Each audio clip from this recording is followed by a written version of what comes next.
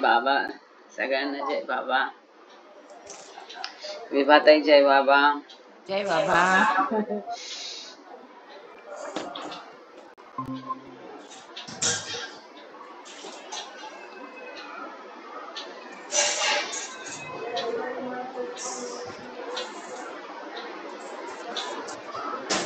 नीलमला link पाठवते. जय बाबा. वसुधाताई आहे 3 मिनिट, तोपर्यंत थोडा मेसेज सगळ्यांना फॉरवर्ड करते. जय बाबा. जय बाबा. जय बाबा.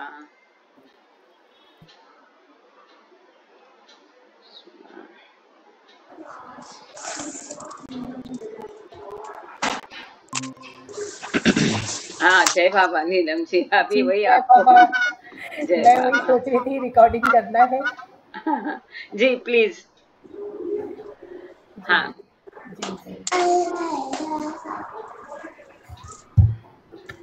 मतलब कभी क्या एक फेल हो गया तो भी दूसरा रहेगा. जी अभी मैंने वॉल्यूम ठीक किया है. क्या आपने कुछ कहा? हाँ कर दीजिए रिकॉर्डिंग. अगर एक नहीं हुआ तो दूसरा रहता है. हाँ ठीक है. जी जी जी.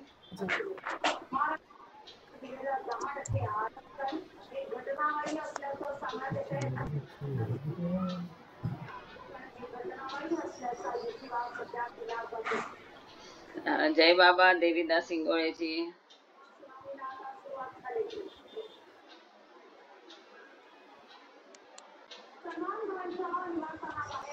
अरे वा. श्वेतांबरी जय बाबा. जय बाबा ताई. लवकर आली.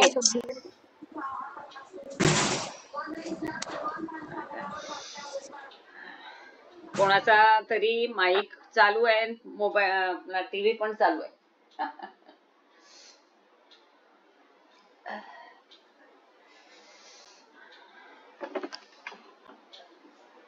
याची घडी काढली तर हे व्यवस्थित पुढे करता येईल. झालं. लोक आले सेंटरला. बाबांचा फोटो दिसतोय. असं घेते म्हणजे फोटो पण दिसेल. जय बाबा. आहे वेळ आहे.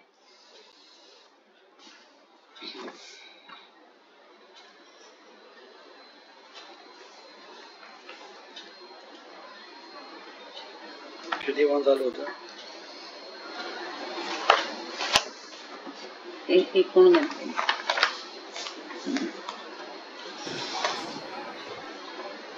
जय बाबा. जय बाबा. जिनेवर भाऊ. प्रार्थना म्हणून गेला जिनेवर भाऊ मराठीत ना. जय बाबा. कठाळे काका.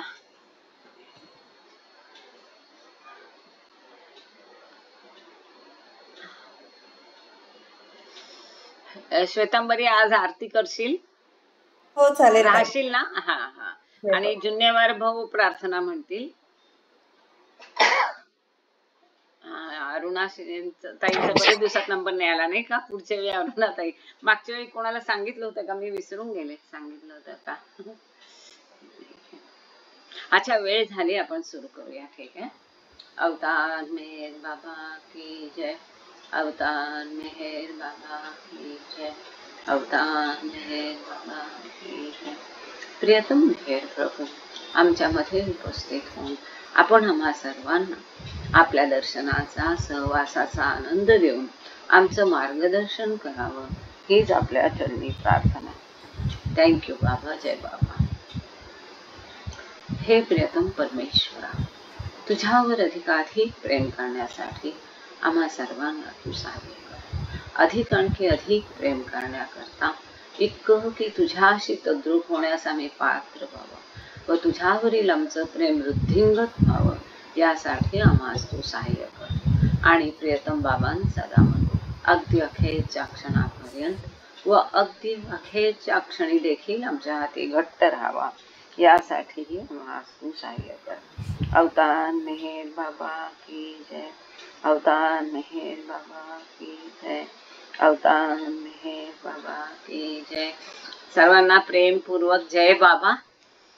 गॉड स्पीक्स जय बाबा ताई, मला दोन्ही वेळचं मिळालं मला बघायला. मिळालं ना. दोन्ही वेळचं मिळालं म्हटलं मला, हा बघायला मिळालं. हा, अच्छा व्हेरी गुड. आता आणखीन पुढे मे महिन्यात होईल, सगळं अच्छा. कंप्लीट नाही झालं हा हा. तर ठीक. ते जय राहिलेलं बाबा. पुढच्या भागात. जय बाबा, जय बाबा. जय बाबा. जय. पुढच्या वेळी करून घ्याल तुम्ही प्रार्थना आरती. हा. हा, जय बाबा. गॉड स्पीक्सचं मराठी भाषांतर ईश्वर वचन आपण वाचतोय आणि बाबांच्या कृपेने आपले सगळे प्रकरण पूर्ण झाले. आज शेवटच्या प्रकरणातला शेवटचा भाग, जे शेवटचं प्रकरण म्हणजे ईश्वराच्या 10 अवस्था आणि त्याच्यातली शेवटची ईश्वराची 10वी अवस्था आज आपण बघून मग समारोप सारांश हे बघणार आहोत. पण तरीही आपलं गॉड स्पीक्स चालू राहील वाचन. का? कारण मध्ये ज्या आहे आपलं ईश्वराच्या 10 अवस्था सुरू झाल्यानंतर ज्या आहे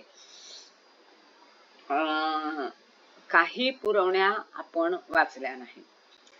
आधीपासून आपण काय करत होतो, प्रकरण वाचताना जिथे संदर्भ येईल तसं तसं त्या पुरवणीचं आपण वाचन करत गेलो. बहुतेक पहिली पुरवणी वाचली की नाही मी बघते संस्कारवाले, पण 31 नंबरच्या पुरवणीनंतर आपण पुरवणी वाचन थांबवलं होतं. महत्वाचा भाग चालू होता पुस्तकात, पुरवणी मोठी होती म्हणून त्या ज्या 31 नंबर पासूनच्या सगळ्या राहिलेल्या पुरवण्या आहेत, 36 पर्यंत मला वाटतं 36-37 पुरवण्या आहेत, तर त्या सगळ्या पुरवणी आपण हे आजचं वाचन झाल्यावर पुढच्या सेशन पासून आपण सुरू करणार आहोत. त्याही खूप महत्वाच्या आहेत. बऱ्याच विषयांची उकल, बऱ्याच गोष्टींची पॉइंट्स तिकडे क्लिअरन्स मिळतो, रेफरन्स मिळतो, स्पष्टीकरण मिळतं. म्हणून त्या पुरवण्याही तितक्याच महत्वाच्या आहेत. तर त्या आपण हे वाचन झाल्यानंतर त्या पुरवण्या सगळ्या संपवू आणि त्या सगळ्या पुरवण्या झाल्यानंतर आणि हे पुस्तकाचं पूर्ण वाचन झाल्यानंतर मे बी त्याला 3-4 सेशन जातील, म्हणजे एखाद महिना आपला जाईल. त्यानंतर सी.डी. देशमुखांनी मराठीत भाषांतर केलेलं सत्याचे स्फुल्लिंग म्हणून खूप सुंदर पुस्तक आहे आणि उपलब्ध नाही. आपण काय करतो, जी पुस्तकं उपलब्ध नाहीत, महत्वाची आहेत, चांगली आहेत किंवा जी अगदी नवीन आहेत अशांना आपण प्रायोरिटी देतो आणि आपलं मराठी सेशन आपण जोपर्यंत मराठीतली पुस्तकं आहेत तोपर्यंत तरी चालू ठेवूया. पुढे इंग्लिश पुस्तकं वाचून त्याचं मराठीत भाषांतर करायचं की इंग्लिश टू हिंदी फक्त चालू ठेवायचं, हे तुम्ही सगळ्यांनी मला इंडिव्हिज्युअली मेसेज करून सांगायचं. तो आत्ताच लगेच निर्णय घ्यायची गरज नाही आहे, पण सध्या आपण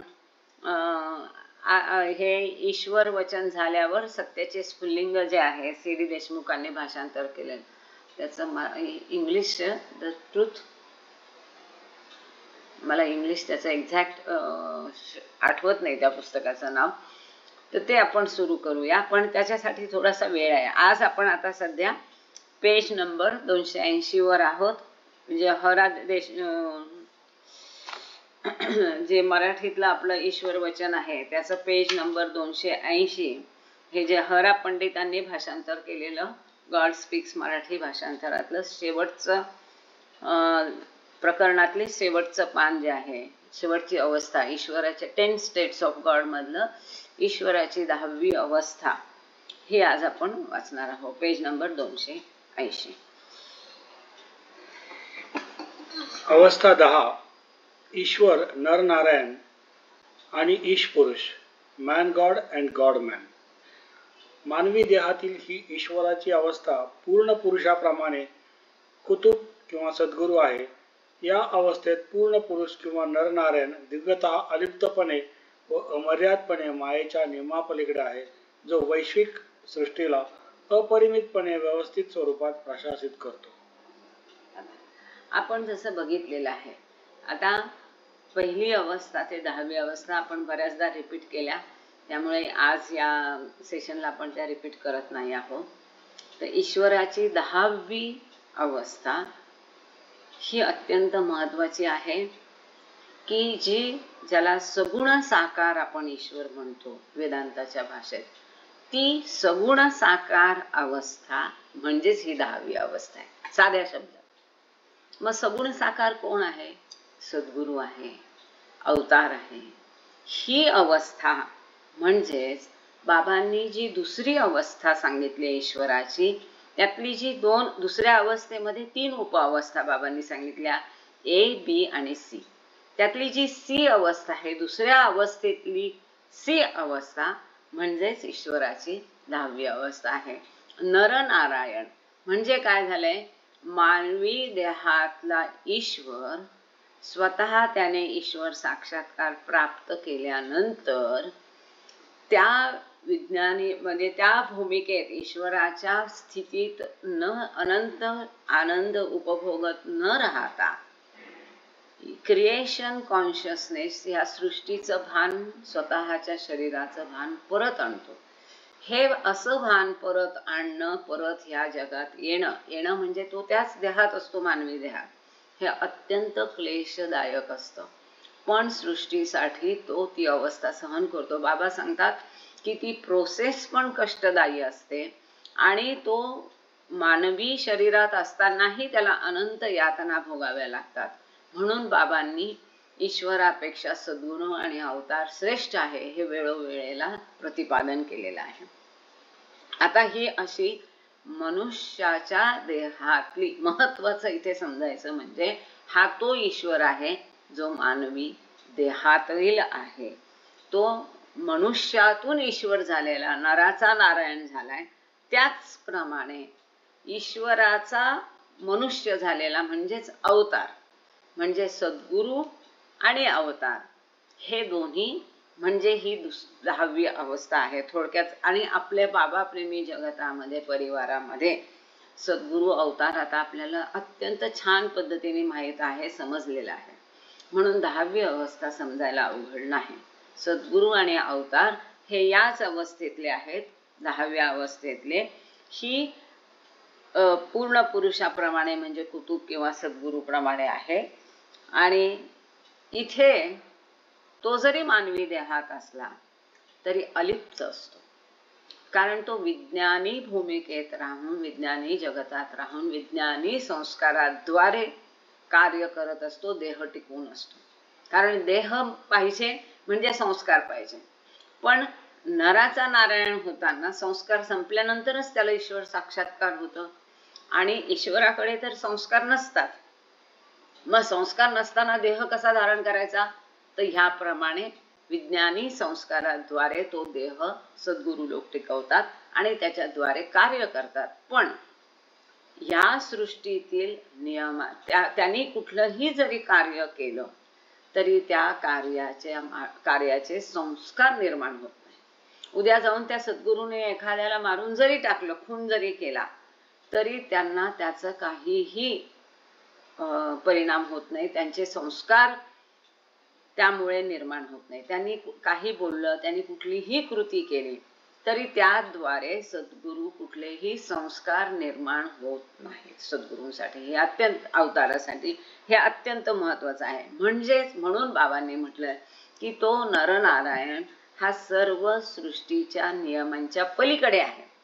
म्हणजे काय, तर आपल्याला जे सृष्टीचे, आपण जे मागच्या वेळी बघितलं की हे सगळे सृष्टीचे नियम किंवा कर्माचं बंधन, द पाथ ऑफ लव मध्ये आपण थर्सडेच्या ह्याच्यात बघितलं, हे कर्माचं बंधन, त्याला इनएक्झोरेबल मस्ट असं त्या प्रकरणाचं नाव आहे. आपण जे काही कर्म करतो त्या कर्माद्वारे जे संस्कार निर्माण होतात ते संस्कार अटळपणे आपल्याला पुढच्या जन्मात भोगावेच लागतात.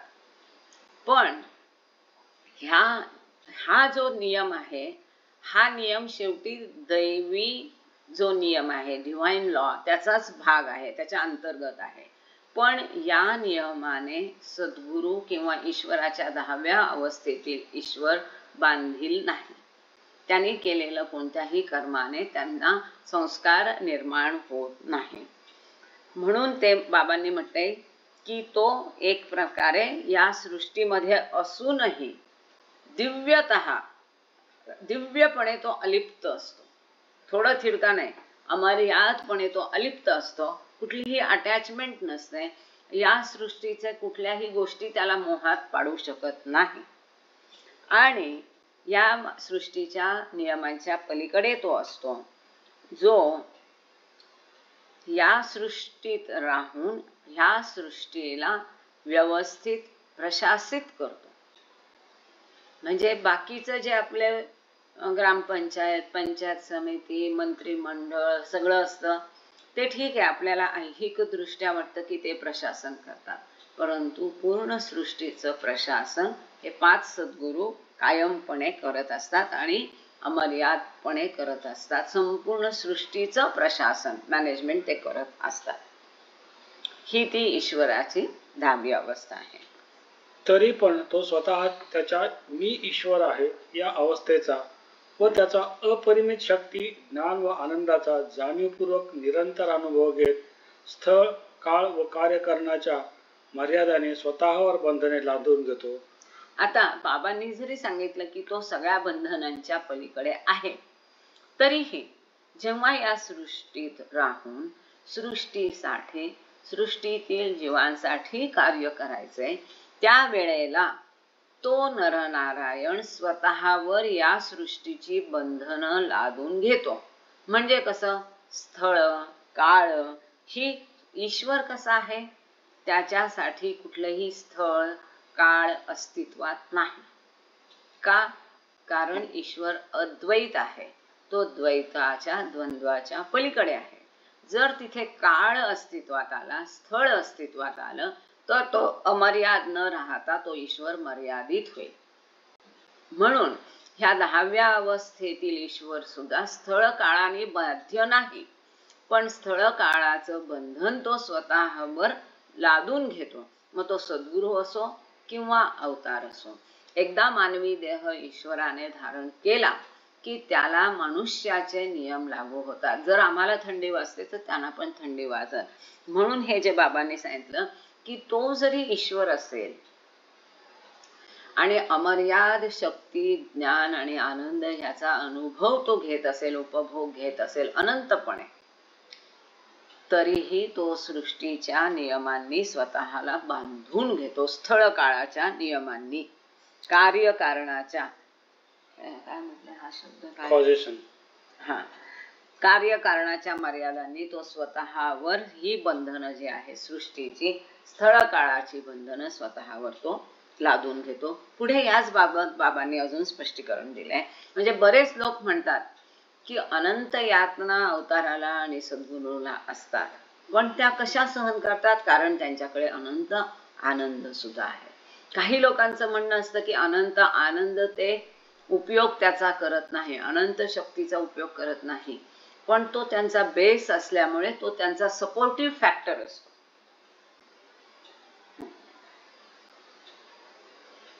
तो न केवळ त्याच्या अपरिमित गुणांचा अनुभव घेतो, परंतु यांचा तो अज्ञानात असलेल्या व अजूनही त्यांच्या स्वतःच्या शाश्वत सत्याविषयी अचेत असलेल्या अन्य आत्म्यांच्या विमोचनासाठी उपयोग देखील करतो.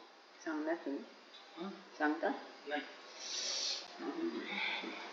अच्छा, हे जे अमर्याद शक्ती, ज्ञान आणि आनंद आहे, म्हणजे अपरिमित गुण जे आहे ईश्वराचे, तो केवळ त्याचा स्वतःच फक्त उपभोग घेतो, आनंद घेतो, अनुभव घेतो असं नाही, तर त्या अमर्याद ज्ञानाचा, शक्तीचा, आनंदाचा तो उपयोग इतरांसाठी सुद्धा करतो.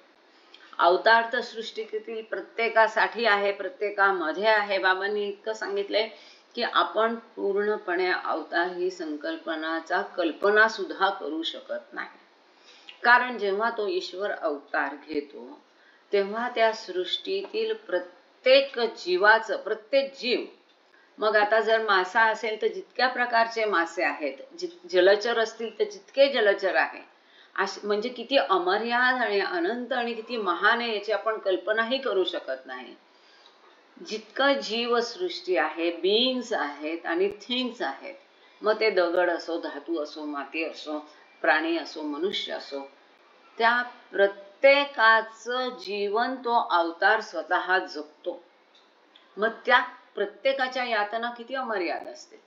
तर अशा पद्धतीने तो सद्गुरू किंवा नरनारायण किंवा 10व्या अवस्थेतील ईश्वर त्या अमर्याद शक्ती, ज्ञान आणि आनंदाचा उपयोग इतरांसाठी करतो. आता कसं? तिन्ही जगताचा तो स्वामी आहे, स्थूल, सूक्ष्म आणि मनोजगत. मग सूक्ष्म भूमिकांमध्ये कोण कोणत्या भूमिकेवर आहे, त्या साधकाचे पास्ट इन्कर्नेशन, पहिले आयुष्य, त्याचं पहिले जन्म कसे होते, त्याच्यात त्यांनी कशा प्रकारचे संस्कार निर्माण केलेले आहेत, त्यांची उकल करायची, ते नष्ट करायचे तर कशा पद्धतीचं त्याला कार्य करायला पाहिजे, त्याचे संस्कार इतर कोणत्या कोणत्या जीवांशी संबंधित आहे, ते कशा पद्धतीने मिटवता येतील, इतकं सगळं नॉलेज. आणि याहीपेक्षा अजून जास्त, हे तर एक उदाहरणादाखल छोटं उदाहरण सांगितलं की अशा पद्धतीनं ते या प्रत्येक जीवासाठी आपल्या अनंत शक्ती, अनंत ज्ञान आणि आनंदाचा उपयोग करतात. कशासाठी? विमोचन म्हणजे काय? मुक्तीसाठी.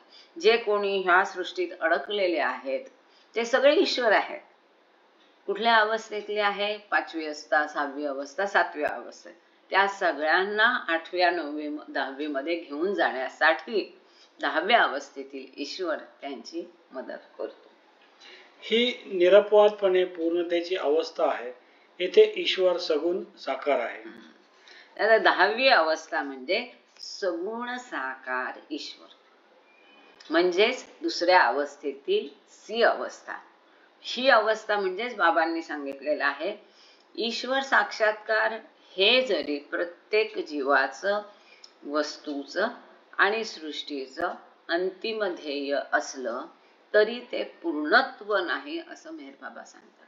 पूर्णत्व काय आहे?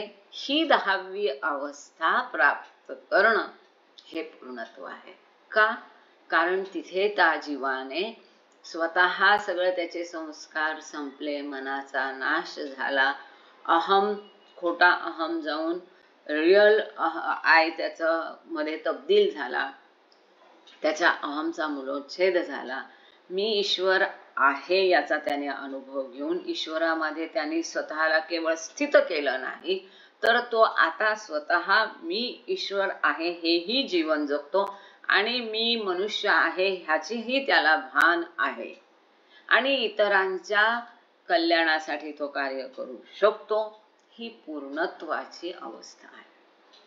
म्हणून त्याला पूर्ण पुरुष किंवा परफेक्ट मास्टर म्हणतात.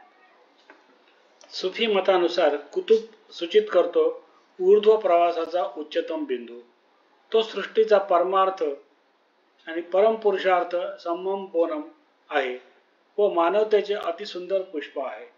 मजूब अवस्थेत आत्म्याने मी ईश्वर आहे अवस्थेच्या अपरिमित आनंदाचा अनुभव घेतला होता, परंतु पूर्ण पुरुष कुतुब किंवा सद्गुरू मी ईश्वर आहे अवस्थेचा व सर्वव्यापी ब्रह्म मी आहे व सर्वव्यापी ब्रह्म माझ्यापासून आहे च्या दिव्य चेतनेचा देखील अपरिमित आनंद अनुभवतो.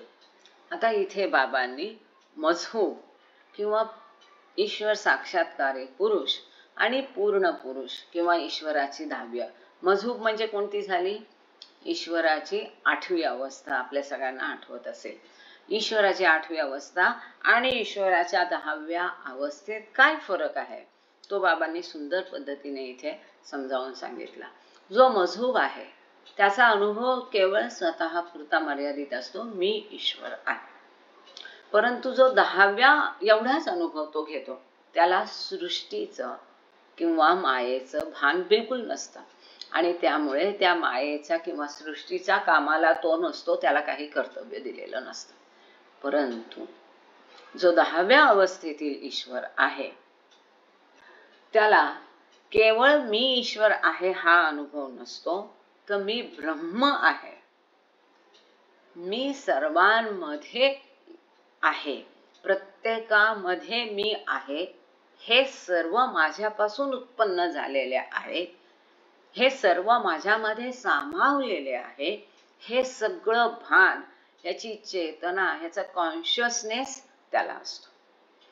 आणि जसं आध्यात्मिकतेचे सगळे रहस्य त्याला उलगडलेले असतात त्याच पद्धतीने या भौतिक मायेचे, सृष्टीचे सगळे रहस्य, सगळं ज्ञान त्याला पूर्ण ज्ञान असते.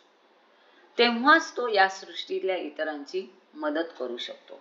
हा महत्वाचा फरक आहे की ही जी दिव्य चेतना आहे 8व्या भूमिकेमध्ये मजहूबची चेतना जी आहे ती केवळ दैवी चेतना आहे. पण 10व्या अवस्थेतील ईश्वराची चेतना ही अमर्याद चेतना आहे. तिथे ती दिव्य चेतना आहेच, त्याच्याबद्दल प्रश्नच नाही, पण ती आता अमर्याद आहे. ती केवळ मी ईश्वर आहे या मर्यादेत, त्यालाही आपण मर्यादा म्हणणं चुकीचं आहे पण समजण्यासाठी.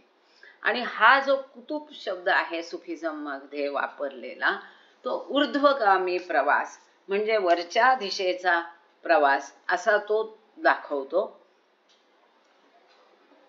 आणि मजहूब म्हणजे केवळ मी ईश्वर आहे एवढाच तो आनंद आहे, आनंदाची अवस्था आहे. तिथे त्याला अमर्याद यातना वेदना सफरिंग्स नाही. मानव देहातील ईश्वराची 10वी अवस्था हकीकते मोहम्मदीची अवस्था आहे. पूर्ण पुरुष, कुतुब किंवा सद्गुरू व अवतार रसूल या सर्व अवस्थेत आहेत. सर्व या अवस्थेचे ईश्वर मग नरनारायणाच्या अवस्थेत पूर्ण पुरुष म्हणून असला काय किंवा ईशपुरुष अवतार म्हणून असला काय, तो या 10व्या अवस्थेत असतो. व नरनारायण म्हणून किंवा ईशपुरुष म्हणून तो मुकामे मोहम्मदीच्या किंवा विज्ञान भूमिकेच्या ईश्वरीय कार्यालयातून कार्य करतो, जी मानव चित्रात सी ने दर्शविली आहे. मानचित्र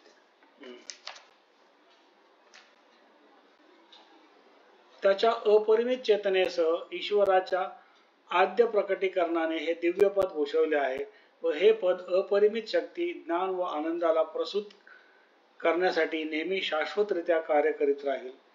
ज्या त्रिगुणांचा पूर्ण पुरुष, सद्गुरू व अवतार न केवळ शाश्वतरित्या अनुभव घेतात, परंतु त्यांचा सर्व आत्म्यांचा, जे आत्मे अजूनही अज्ञानात आहेत व जे त्याच्या परमात्म्याशी एकरूप असल्याचा शाश्वत अवस्थेच्या प्राप्तीसाठी प्रयत्नशील आहेत, विमोचनासाठी उपयोग देखील करतात. ठीक आहे. सगळ्यांकडे तो चार्ट जो आहे, मी तो डाउनलोड करू का आता प्रेझेंट, जो चार्ट आहे 10 स्टेट्स ऑफ गॉड, तो सगळ्यांकडे असेलच असं मी गृहीत धरते. आता मी प्रेझेंटेशनच्या भानगडीत आता वेळ नाही घालत आहे.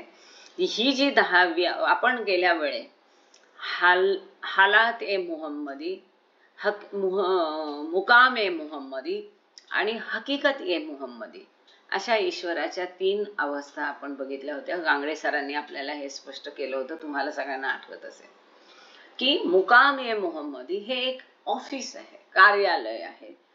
हालात ए मुहम्मदी हे पद आहे आणि हकीकत ए मुहम्मदी ही अवस्था आहे. तर 10वी अवस्था ईश्वराची ही हकीकत ए मुहम्मदी, म्हणजे मुहम्मद असं म्हटलेलं नाही तिथे, मुहम्मदाची नाही, तर ते एक पद आहे. कुणाचं आहे? 10व्या अवस्थेतील ईश्वराचं. आणि म्हणून हकीकत ए मुहम्मदी अशी अवस्था 10व्या अवस्थेतील ईश्वराची असते.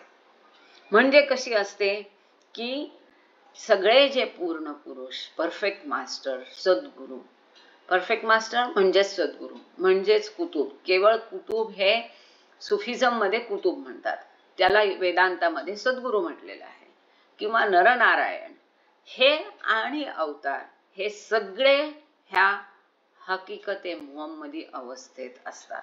म्हणजेच ईश्वराच्या 10व्या अवस्थेत असतात, म्हणजेच दुसऱ्या अवस्थेतील सी अवस्थेमध्ये असतात. म्हणजेच सगुण साकार ईश्वर म्हणजे सद्गुरू अवतार हे असतात. साध्या भाषेत समजून घ्यायचं म्हणजे पुढे बाबा सांगतात, इथे ईश्वर मग नरनारायण असला काय, पूर्ण पुरुष असला काय किंवा अवतार असला काय, तो ह्या 10व्या अवस्थेतच असतो. हकीकत ए मुहम्मदी, ज्याला सुफिझम मध्ये हकीकत ए मुहम्मदी म्हटलेलं आहे किंवा बाबांनी 10वी ईश्वराची अवस्था म्हटलेलं आहे, याच अवस्थेत असतो. कोण कोण? सद्गुरू, अवतार, रसूल. मग त्यांनी प्रेषित, मुहम्मदाने स्वतःला काय म्हटलं होतं की मी प्रेषित आहे, प्रेषित असं काहीही म्हटलेलं असू दे, तो याच अवस्थेमध्ये असतो. तो मुकामे मुहम्मदीच्या किंवा विज्ञान, आता तो हकीकते मुहम्मदी ही त्याची अवस्था असते. बरोबर? कुणाची? सद्गुरू अवतार यांची. ते कार्य कुठून करतात? आता इथे एखादं स्थळ असतं, ह्या आहे दुनियात, हे त्याचं ऑफिस. पार्लमेंट आहे, तिथे PM चं ऑफिस असेल, प्रत्येक राज्यात काही ना काही मुख्यमंत्र्याचं असेल. तसं हे सद्गुरू आणि अवतार हे जे आहे, हे मुकामी मुहम्मदी हे त्यांचं ऑफिस झालं, हे त्यांचं जागा झाली, ऑफिस झालं, किंवा विज्ञान भूमिका. हे विज्ञान भूमिकेतील त्यांचं ईश्वरीय कार्यालय झालं. दोन गोष्टी अगदी व्यवस्थित कळल्या. हकीकते मुहम्मदी म्हणजे ही ईश्वराची 10वी अवस्था, जी सगुण साकार ईश्वर आहे, सोप्या भाषेत. आता ते कार्य कुठून करतात? ईश्वरीय कार्यालयामधून. देवाचं कार्यालय. देवाचं कार्यालय कुठे असतं? ह्या स्थूल जगतात, सूक्ष्म जगतात, मनोजगतात नसतं. ते कुठे असतं? विज्ञानी भुवनामध्ये, विज्ञान जगतात ते कार्यालय. त्या कार्यालयाला वेदांतात काय म्हणतात मला माहित नाही, पण सुफिझम मध्ये त्याला मुकामे मुहम्मदी, ह्या त्या देवाचं ऑफिस, त्याच्यातून ते कार्य करतात. पुढे बाबा सांगतात, ही जी जागा आहे मुकामे मुहम्मदी, ती मानचित्रामध्ये सीने दर्शवलेली आहे. म्हणजे ईश्वराच्या दुसऱ्या अवस्थेतील उपअवस्था 3 किंवा सी ह्यानी ही अवस्था मुकामे मुहम्मदी अवस्था दर्शवलेली आहे. पुढे बाबा सांगतात,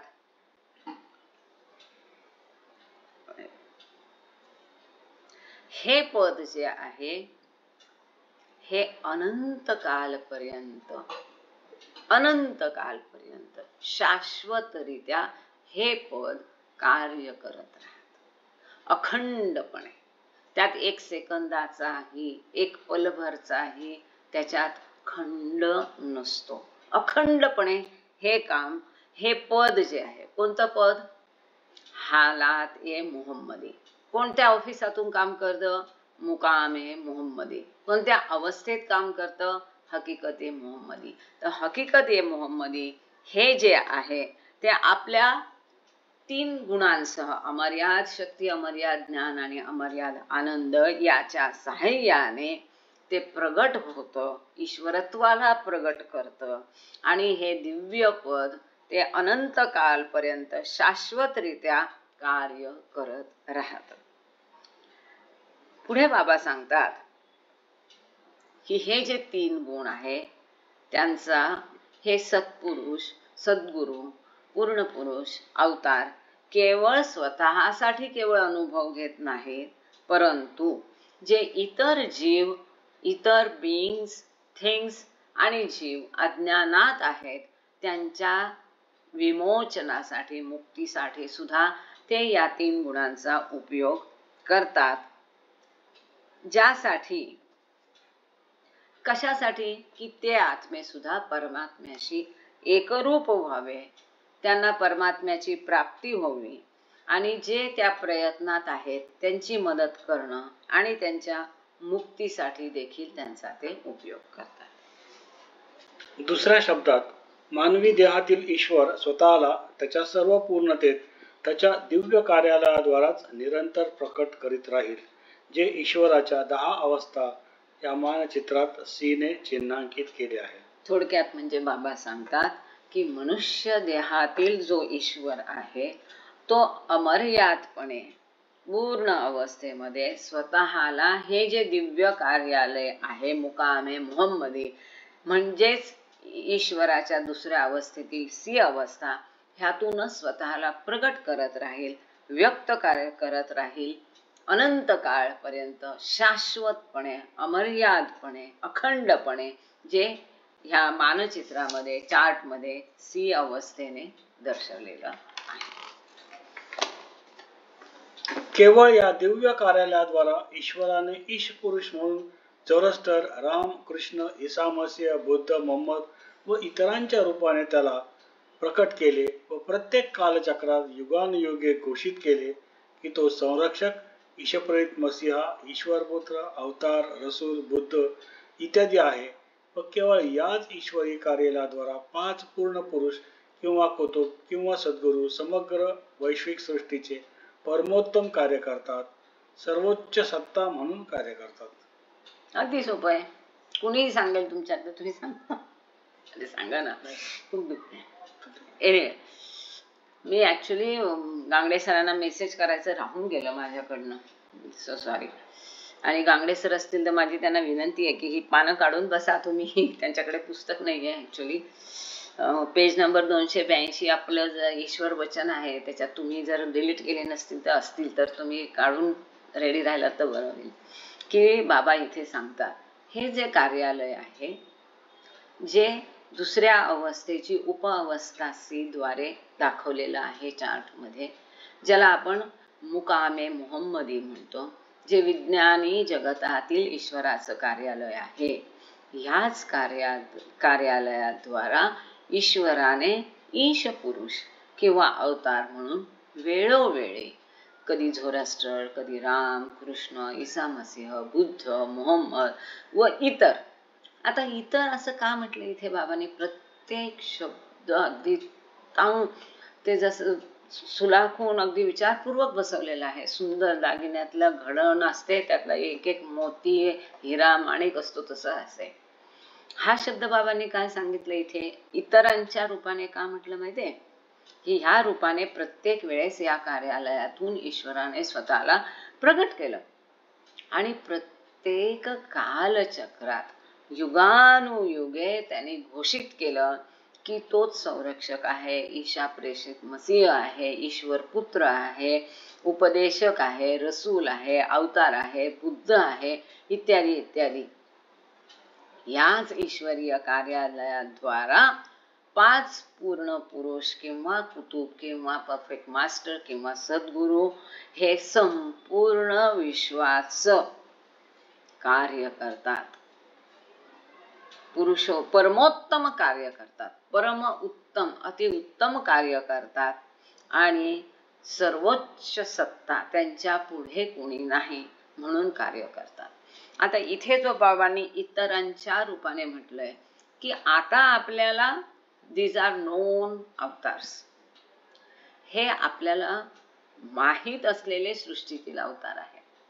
आपल्या पृथ्वीत आपल्याला माहीत नाही असाही काही काळ असेल, त्या काळातही अवतार होऊन गेले असतील. आपली पृथ्वी आता पृथ्वी म्हणून सृष्टीत आहे. ह्या आपल्या पृथ्वीच्या आधी आता जो आपण चंद्र बघतो तो चंद्र आपल्या पृथ्वीच्या आधी पृथ्वी म्हणून होता, या जागी होता ए ग्रह जो क्रिएशन पॉइंटच्या अगदी जवळ आहे.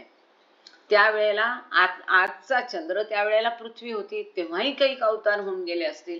आणि अशा पद्धतीने त्या सृष्टी बिंदू, उत्पत्ती बिंदू, क्रिएशन पॉइंट, ओम पॉइंटच्या जवळ जो कोणता ग्रह आहे असे कैक लाखो करोडो ग्रह होऊन गेले असतील आणि त्याच्यामध्ये लाखो करोडो अवतार होऊन गेले असतील जे आपल्याला माहित नाही.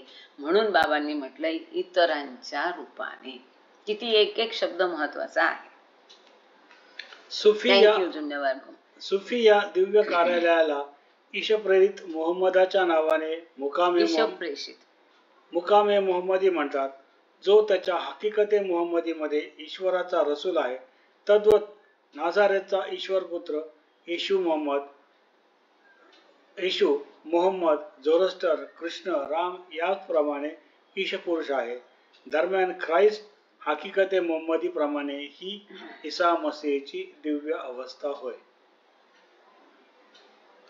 की ही जी ऑफिस आहे त्याला सुफिझम मध्ये त्यांनी मोहम्मद मानलेला आहे रसूल म्हणून. त्याच्या नावाने त्यांनी त्या कार्यालयाला नाव दिलेलं आहे की मुकामे मुहम्मदी. आणि तो त्याच्या हकीकते मुहम्मदी अवस्थेमध्ये ईश्वराचा रसूल आहे, प्रेषित आहे, देवदूत आहे. त्याच्याच प्रमाणे ईश्वराचा पुत्र जो आहे तो येशू आहे, मोहम्मद आहे, झोरास्टर आहे, राम आहे, कृष्ण आहे, हे सगळे ईश पुरुष आहे म्हणजेच अवतार आहे.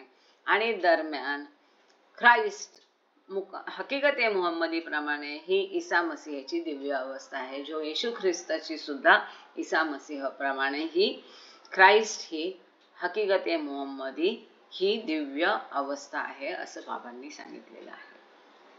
जेव्हा आपण निरनिराळ्या सर्व अवस्था थोडक्यात एकत्र मांडण्याचा प्रयत्न करतो, पूर्ण चेतना प्राप्त करण्यासाठी अचेतन परमात्म्याच्या संघर्षपूर्व परिश्रमात 5 अवस्था स्पष्ट होतात. आता आपण ह्या ईश्वराच्या 10 अवस्था म्हणतो, त्यातल्या महत्वाचं असं जर सगळं सार केलं तर खऱ्या चेतनेच्या ज्या अवस्था जर बघितली, चेतना म्हणजे मनुष्याची चेतना, ईश्वराची चेतना, संस्कारित चेतना, मर्यादित चेतना, हा चेतनेच्या दृष्टीने जर बघितल्या, रूपांच्या आता ज्या आपण ईश्वराच्या 10 अवस्था बघितल्या त्या कशा बघितल्या, रूपांच्या अवस्था बघितल्या. ह्या पुस्तकामध्ये आपण 3 पद्धतीने आत्म्याचा प्रवास समजून घेतलेला आहे. रूपांचा, चेतनेच्या दृष्टीने पण समजून घेतलेला आहे आणि ओव्हरऑल असं सांगितलेलं आहे. म्हणून बऱ्याचदा ते रिपिटेशन वाटतं, पण त्याचा अँगल बदललेला असतो. त्याच पद्धतीने चेतनेच्या दृष्टिकोनातून जर या अवस्थांचा गोषवारा केला, सारांश काढला, इन नटशेल बघितलं, तर खऱ्या 5 अवस्था ईश्वराच्या होतात. कसं, आता आपण स्वतःच बघा, आपल्याला पटकन ईश्वराच्या 10 अवस्था म्हटलं तर आपण कसं समजून घेतो, मूळ परात्पर परब्रह्म अवस्था, दुसरी परमात्मा अवस्था, आणि मग गॉड रिअलायझेशन वाली अवस्था, मधल्या सगळ्या अवस्था आपण एका ह्याच्यात गुंडाळतो, आणि शेवटची जी आहे ती हकीकते मुहम्मदी किंवा सद्गुरूची अवस्था किंवा पूर्ण पुरुषाची अवस्था हे आपण म्हणतो की नाही. त्याच पद्धतीने बाबांनी इथं आता ह्या संघर्षपूर्ण जे परिश्रम आहे, सोपा आहे का? अजिबात नाही. त्याला म्हणतात, आपल्या मराठीत म्हणतात, खायचा खेळ नाहीये, खायची गोष्ट नाही असं म्हणतात. एखादी गोष्ट सोपी नसेल तर खेड्याच्या लोक काय म्हणतात, अरे ती काय तुला खायची गोष्ट वाटते का? म्हणजे आध्यात्मिक प्रवास, ईश्वर अवस्था प्राप्त करणं, ईश्वर आहेच पण त्याचा अनुभव घेणं, ईश्वराशी मिलन करणं खायची गोष्ट नाही, सोपं नाही. बाबांनी स्वतः सांगितलं, अध्यात्माचा हा रस्ता जो आहे, प्रवास हा अत्यंत खडतर आहे, काट्या कुट्यांनी, खास खळगांनी, दगडांनी भरलेला आहे, सरळ नाही, सोपा नाही. हा जो संघर्षमय संपूर्ण प्रवास आहे,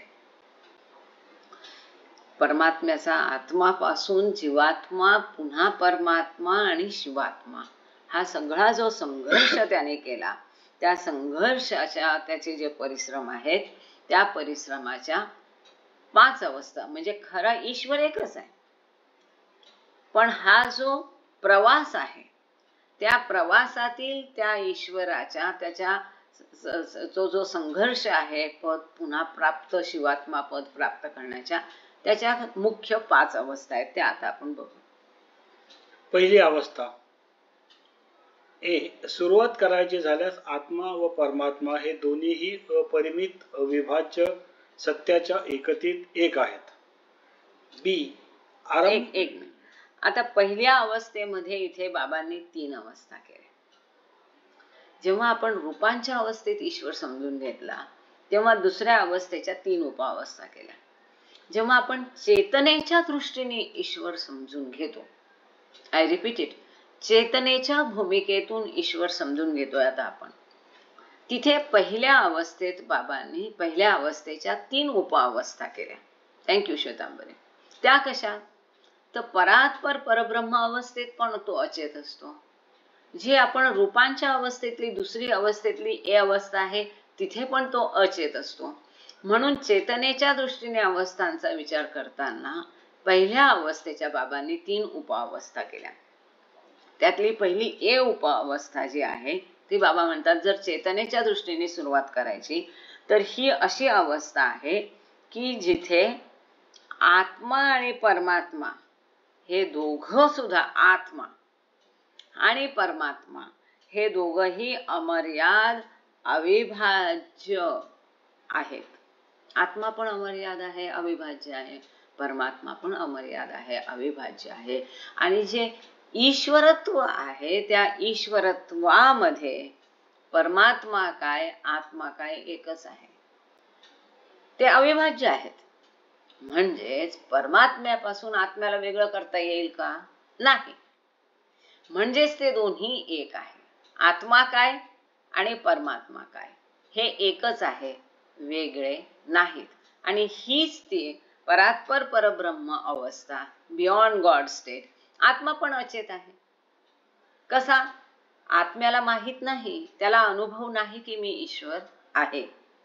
म्हणजे आत्म्याची चेतना आणि परात्पर परब्रह्म अवस्थेतील परमात्म्याची चेतना ही कशी झाली? अचेत अवस्था झाली. म्हणून ती अवस्था ए आहे. बी आरंभाच्या आरंभी परमात्मा व सर्व अचेतन व संस्कारांचा ठसा न उमटलेले असे आत्मे आहेत.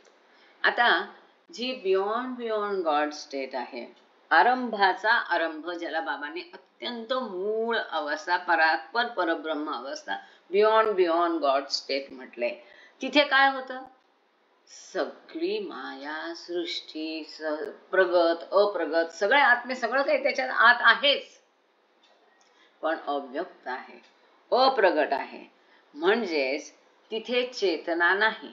असे अचेतन आणि संस्काराचा ठसा ज्याच्यावर उमटलेले नाहीत असे सगळे जे बिंदू आहेत ते त्या महासागराचा भाग होते. म्हणजेच परात्पर परब्रह्म अवस्थेतला जो अचेतन परमात्मा आहे त्याच्यामध्ये हे संस्काराचे अजून ठसा न उमटलेले सगळे आत्मे सुद्धा त्याच्यातच आहे. ही पहिली अवस्था आहे, अचेतन अवस्था ईश्वराची. आता सी अवस्था आरंभी आत्म्याला स्थूल, सूक्ष्म व मनोदेहाची चेतना नव्हती व म्हणून स्थूल जगताचा, सूक्ष्म जगताचा किंवा मनोजगताचा अनुभव नव्हता. आत्म्याला स्वतःच्या स्वची देखील चेतना नव्हती व म्हणून त्याला स्वतःच्या परमात्मावस्थेचा अनुभव नव्हता. आता आत्मा काय, परमात्मा काय, दोघं सारख्या परिस्थितीत होते. त्या अवस्थेत कसे होते? बियॉन्ड गॉड स्टेट मध्ये अवस्था कशी होती? त्या परमात्म्यातल्या आत्म्याला पण आणि परमात्म्याला पण स्वतःच स्थूल देह, सूक्ष्म देह, मनोदेह ह्या सगळ्याची चेतना नव्हती. आणि त्याची चेतना नसल्यामुळे स्थूल जगत, सूक्ष्म जगत आणि मनोजगताचाही अनुभवही नव्हता. आता अनुभव का नव्हता? कारण ते अप्रगट अवस्थेत आहे. अप्रगट का आहे? कारण त्यांच्यावर संस्काराचा ठसा उमटलेला नाही. संस्काराचा ठसा न उमटलेला असल्यामुळे ते त्या अवस्थेत आहेत, अत्यंत मूळ अवस्थेत. तिथे त्याला स्वतःच्या स्वची सुद्धा चेतना नव्हती. त्या महासागरातल्या बिंदूला माहित नव्हतं की मी आत्मा आहे, त्या महासागराला माहित नव्हतं की मी परमात्मा आहे. अशी ती अचेतन, अमर्याद अचेतन अवस्था, बियॉन्ड गॉड स्टेट तिथे होती. आणि म्हणून त्याला तिथे त्या मी परमात्मा आहे या अवस्थेचा सुद्धा अनुभव नव्हता. अशी ही पहिली अवस्था. यास्मिन, जय बाबा. Sorry, by mistake. I will wait for you to mute it. Jai Sorry, Baba. by mistake. Yeah, it's okay. Please mute it. नहीं, by mistake मैं फुल स्क्रीन करने को गया तो बीच में ऐसा हो गया. I'm sorry. I understand. आप उसको बंद कर दीजिए ना प्लीज. Can you मैं please? कोशिश कर रही हूँ पर नहीं हो रहा है. अच्छा, okay, I will do it from here. क्या होता है ना, ये थोड़ा सा गूगल मीट का अपना लिमिटेशंस है, तो उसमें अपना रिकॉर्डिंग भी अफेक्ट होता है. Okay, don't get panic, I will do it from here. कोई बात नहीं. जय बाबा. ये बंद नहीं हो रहा. हाँ, now don't do anything. I have muted you. Now again if you do something it will get again on. Don't worry. Jai Baba. I hope our recording is okay. Otherwise we'll stop here and re-record. ठीक है. तो ही जी आहे पहिली अवस्था, ही चेतनेच्या दृष्टीनं ईश्वराची पहिली अवस्था आहे, जी अचेत आहे. तिथे ईश्वराला मी ईश्वर आहे याच्या चेतना नाही, भान नाही. आणि तीच अवस्था आत्म्याची आहे, त्याला माहित नाही कारण तो अप्रगट आहे. आणि म्हणून हे सगळे ईश्वरातले आत्मेही तिथे अप्रगट अवस्थेत आहे कारण त्यांच्यावर संस्कार नाही. आणि तो परमात्माही परमात्माही तिथे बियॉन्ड गॉड स्टेटमध्ये आहे. त्याला माहित नाही की मी परमात्मा आहे. अशी ही बियॉन्ड गॉड स्टेट अवस्था आहे, जी आता हे जी सी आता दिली आहे ती म्हणजे दुसऱ्या अवस्थेतली ए अवस्था, की तिथे तो अमर्याद आनंद शक्ती ज्ञान असं सगळं त्याच्याकडे आहे, पण तो अचेत आहे. त्याला माहित नाही की मी ईश्वर आहे, माझ्याकडे अनंत शक्ती अनंत ज्ञान अनंत आनंद आहे. ही अवस्था ईश्वराच्या 10 अवस्था या मानचित्रात अवस्था ए ने दर्शवली आहे. ही जी अचेतन ईश्वर आहे, ज्याला कॉन्शियसनेस नाही, ती अवस्था म्हणजे ही पहिली चेतनेच्या दृष्टीने ईश्वराची पहिली अवस्था. मग त्याच्यामध्ये ठसानं उमटलेले आत्मे झाले, ईश्वर झाला, आता लहर उत्पन्न होण्याच्या अवस्थेतला ईश्वर झाला, बियॉन्ड गॉड स्टेट मधला ईश्वर झाला. हे सगळे अचेत आहे, म्हणून हे सगळे पहिल्या अवस्थेमध्ये टाकलेले आहे. आता दुसरी अवस्था बघूया. दुसरी अवस्था, आत्मा चेतना प्राप्त करतो व संस्कारयुक्त असतो. या अवस्थेत आत्म्याला एकतर स्थूल शरीर किंवा सूक्ष्म शरीर किंवा मनोशरीराची चेतना असते व तो स्थूल जगताचा किंवा मनोजगताचा अनुभव घेतो. परंतु आत्मा अजूनही त्याच्या स्वतःच्या स्वविषयी अचेत असतो व म्हणून परमात्म्याच्या अवस्थेचा अजूनही अनुभव घेत नाही. ही मानचित्रामध्ये अवस्था 3, 4, 5, 6 व 7 यानुसार अवस्था आहे. आधी सांगितलं की आपण आधी ज्या 10 अवस्था बघितल्या त्या रूपांच्या बघितल्या ईश्वराच्या. आता आपण चेतनेच्या दृष्टीनं ईश्वराच्या 5 अवस्था बघत आहोत. त्यातली दुसरी अवस्था ईश्वराची ही जी आहे, तिथे त्याला चेतना आहे, पण ती चेतना मर्यादित आहे. तिथे आता त्याच्यावर संस्कार आहे, म्हणून त्याची संस्कारित चेतना आहे. आता तिथे आयदर तो म्हणजे थोडक्यात काय, अगदी एका शब्दात सांगायचं, दुसरी अवस्था चेतनेच्या दृष्टीनं ईश्वराची दुसरी अवस्था म्हणजे जीवात्मा, दुसरं काहीही नाही. मग तो कोण जीवात्मा आहे? तो योनीच्या उत्क्रांतीतील म्हणजे रूपाच्या उत्क्रांतीतल्या स्थितीतला जीवात्मा झाला. चेतना अंतर्वर्ती झाल्यानंतर चेतनेच्या उत्क्रांती, चेतनेच्या विकासातील, चेतनेच्या प्रगल्भतेच्या भूमिकेतला, सप्तभूमिकातला पण आत्मा ह्यातच येतो. का? कारण तिथे ही चेतना अजून संस्कारित आहे, द्वंद्वात आहे, द्वैतात आहे. म्हणून ह्या सप्तभूमिकांमधील मनुष्य आणि पाषाण ते मनुष्य, मनुष्याच्या पुनर्जन्मातील हे सगळे आत्मे म्हणजेच जे रूपांच्या अवस्थेतील ईश्वराच्या ज्या 10 अवस्था आपण बघितल्या त्या कोणत्या? तिथे 3 ते 7, 3, 3, 4, 5, 6 आणि 7 ह्या 5ही ज्या अवस्था आपण ईश्वराच्या 10 स्टेट्स मध्ये बघितल्या, त्या सगळ्या या दुसऱ्या अवस्थेत इथे येतात. का? कारण तिथे तो ईश्वर हा संस्कारित आत्मा या भूमिकेत आहे, म्हणजेच तो जीवात्मा आहे. त्यात अर्थात बीइंग्स पण आले, थिंग्स पण आल्या, पाषाण आणि धातू पण आले. म्हणजेच तो आत्मा असा आहे की ज्याची संस्कारित मर्यादित चेतना आहे. मग तो भूमिकातला असो, पुनर्जन्मातील मानव अवस्थेतला आत्मा असो, ज्याचा आपण सेपरेट भाग केला होता, रूपांचा अवस्था ईश्वराच्या भक्तांना, किंवा तो सूक्ष्म आत्मा असो, हे सगळे जे आहेत हे जीवात्मा ही ईश्वराची, सगळे जीवात्मा ही ईश्वराची दुसरी अवस्था झाली. अगदी सोपं. पहिली अवस्था काय? चेतनेच्या दृष्टीने अचेत ईश्वर, ज्याला चेतना नाही. दुसरी अवस्था ज्याची चेतना मर्यादित आणि संस्कारित आहे असा ईश्वर म्हणजे जीवात्मा. आता आपण तिसरी अवस्था बघू.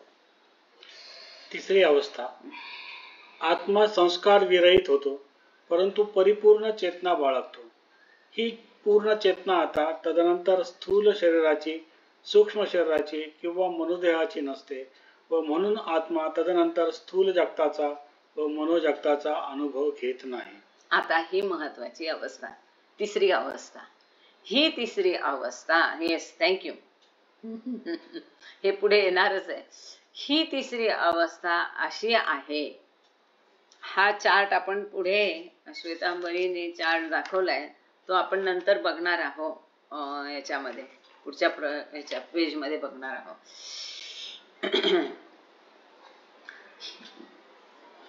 ही तिसरी अवस्था अशी अवस्था आहे ईश्वराची की आता तिथे तो अचेत पण नाही, त्याची चेतना संस्कारित पण नाही. आता त्याची चेतना परिपूर्ण आहे आणि संस्कार विरहित आहे. म्हणजे संस्काराचा ठसा उमटलेली नाही, परंतु चेतनेचा परिपूर्ण विकास होऊन ती प्रगल्भित झालेली आहे. पूर्ण चेतना आहे जी संस्कारित पण नाही. आणि म्हणून आता तिथे त्याला स्थूल देह, सूक्ष्म देह, मनोदेहाची पण चेतना नाही.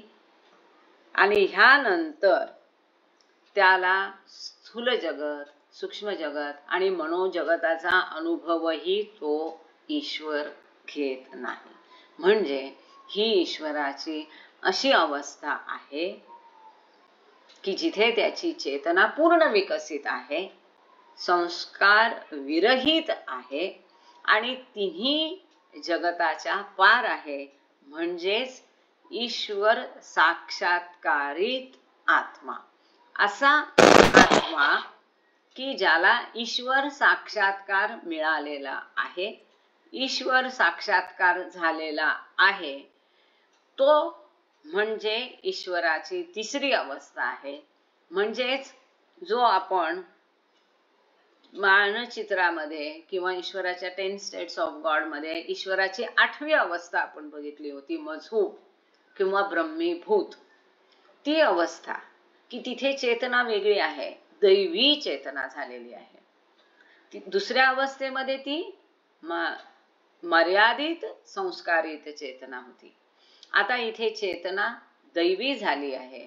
अशी दैवी चेतना झालेला आत्मा किंवा ईश्वराची ती अवस्था म्हणजे तिसरी अवस्था. पुढे ही चेतना जी राखली जाते ती आत्म्याच्या स्वतःच्या अपरिमित स्वची असते व म्हणून आत्मा आता परमात्मा अवस्थेचा जाणीवपूर्वक अनुभव घेतो व मी ईश्वर आहे अवस्थेच्या अपरिमित शक्ती व ज्ञान व आनंदाचा अनुभव घेतो.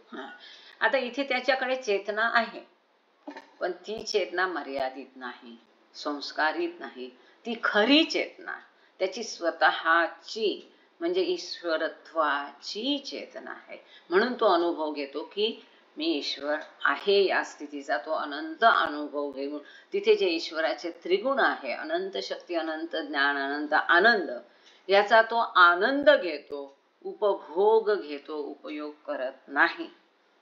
त्याची स्वतःची परमात्मा अवस्थेची, ईश्वर अवस्थेची चेतना असलेला ईश्वर आत्मा म्हणजे तिसरी अवस्था, म्हणजेच मजहूब अवस्था, ब्रह्मीभूत अवस्था, गॉड रिअलाइज सोल, ही म्हणजे तिसरी अवस्था ईश्वराची.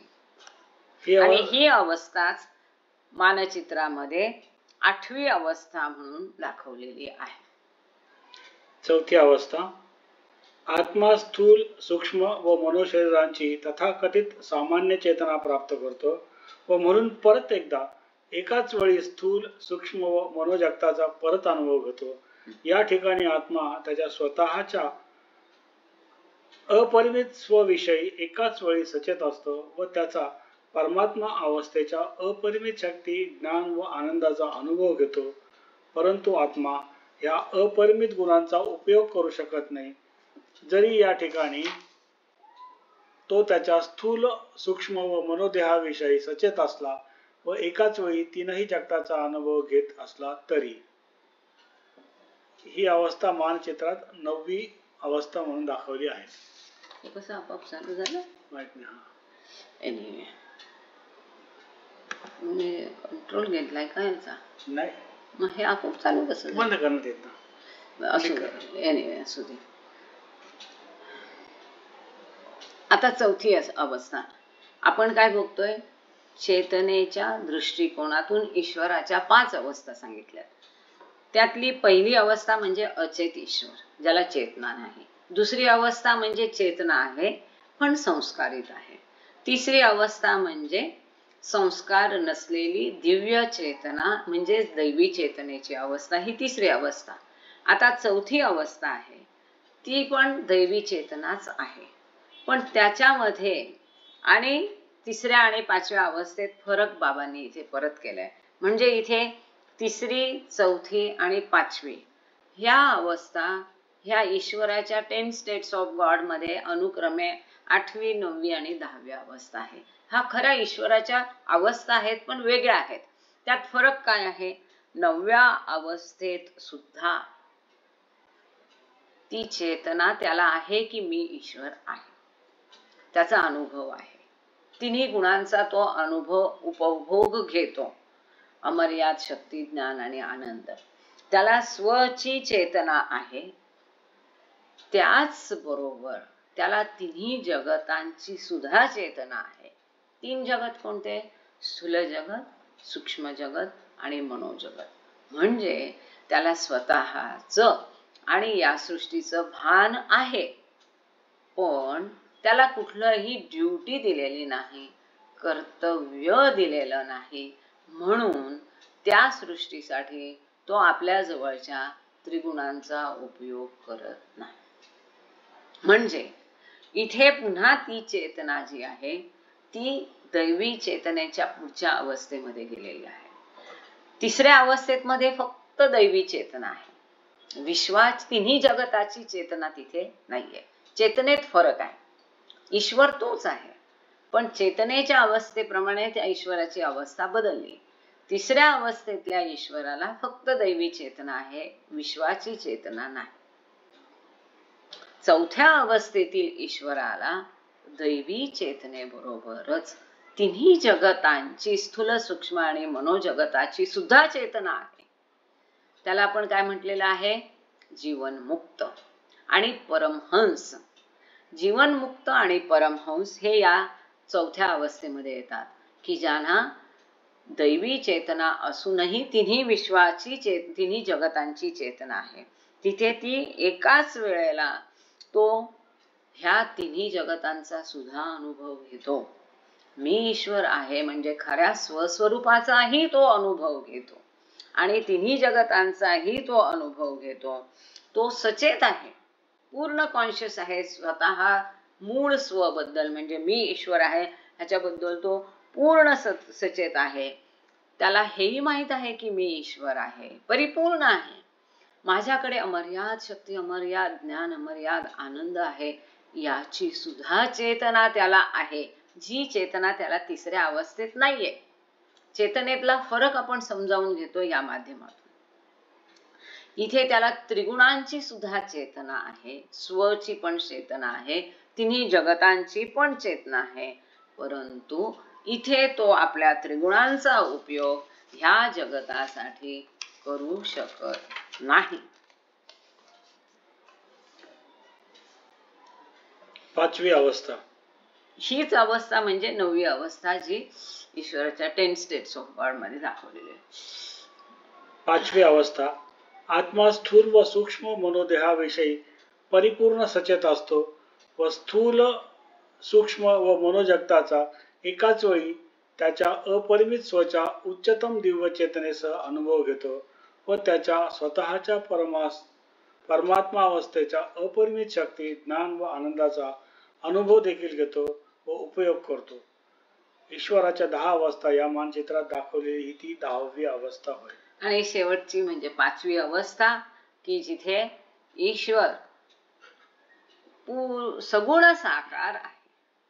सगुण साकार ईश्वर म्हणजेच 10 स्टेट्स ऑफ गॉड मधील 10वा अवस्था म्हणजेच दुसऱ्या अवस्थेतील सी अवस्था ही चेतनेच्या दृष्टिकोनातून ईश्वराची 5वी अवस्था आहे, ज्याच्यात सगळे सद्गुरू, पूर्ण पुरुष, अवतार हे येतात. ही म्हणजे पूर्णत्वाची अवस्था आहे. तिथे तो परिपूर्णपणे सचेत असतो. तिन्ही देह, स्थूल, सूक्ष्म आणि मनोदेहाबद्दल सचेत असतो. तिन्ही जगत म्हणजे स्थूल, सूक्ष्म आणि मनोदेह जगताबद्दल तो हे सचेत असतो, तसंच मूळ स्वबद्दल सचेत असतो. आपल्या जवळच्या त्रिगुणांबद्दल पण तो सचेत असतो. त्या त्रिगुणांचा तो केवळ उपभोग घेत नाही, तर संपूर्ण विश्वासाठी त्याचा उपयोग सुद्धा करतो. ही ती पूर्णत्वाची 10वी अवस्था म्हणजेच अमर्याद चैतन्य. आणि इथे चैतन्य अमर्याद होतं, त्याची मर्यादा नाही, म्हणून तिला 5वी अवस्था केली, जी 10th स्टेट ऑफ गॉड आहे.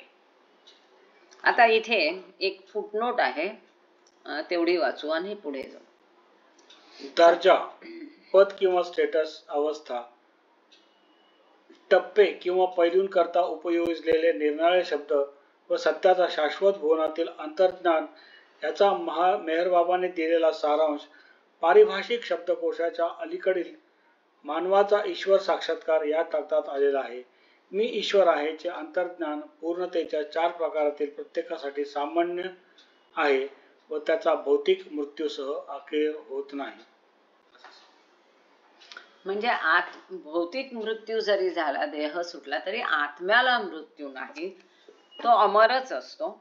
आणि हे जे टप्पे आहेत, अवस्था आहेत किंवा पैलू आहेत, हे सगळे शब्द जे आहे हे सत्याच्या विश्वात, ईश्वराच्या राज्यामध्ये शाश्वत जे भुवन आहे त्याचा हा बाबांनी दिलेला सारांश आहे. त्यातले हे पारिभाषिक शब्द, जे पारिभाषिक शब्दकोशाच्या अलीकडील मानवाचा ईश्वर साक्षात्कार या तक्त्यात आलेला आहे. या तक्त्यामध्ये ते दिलेलं आहे.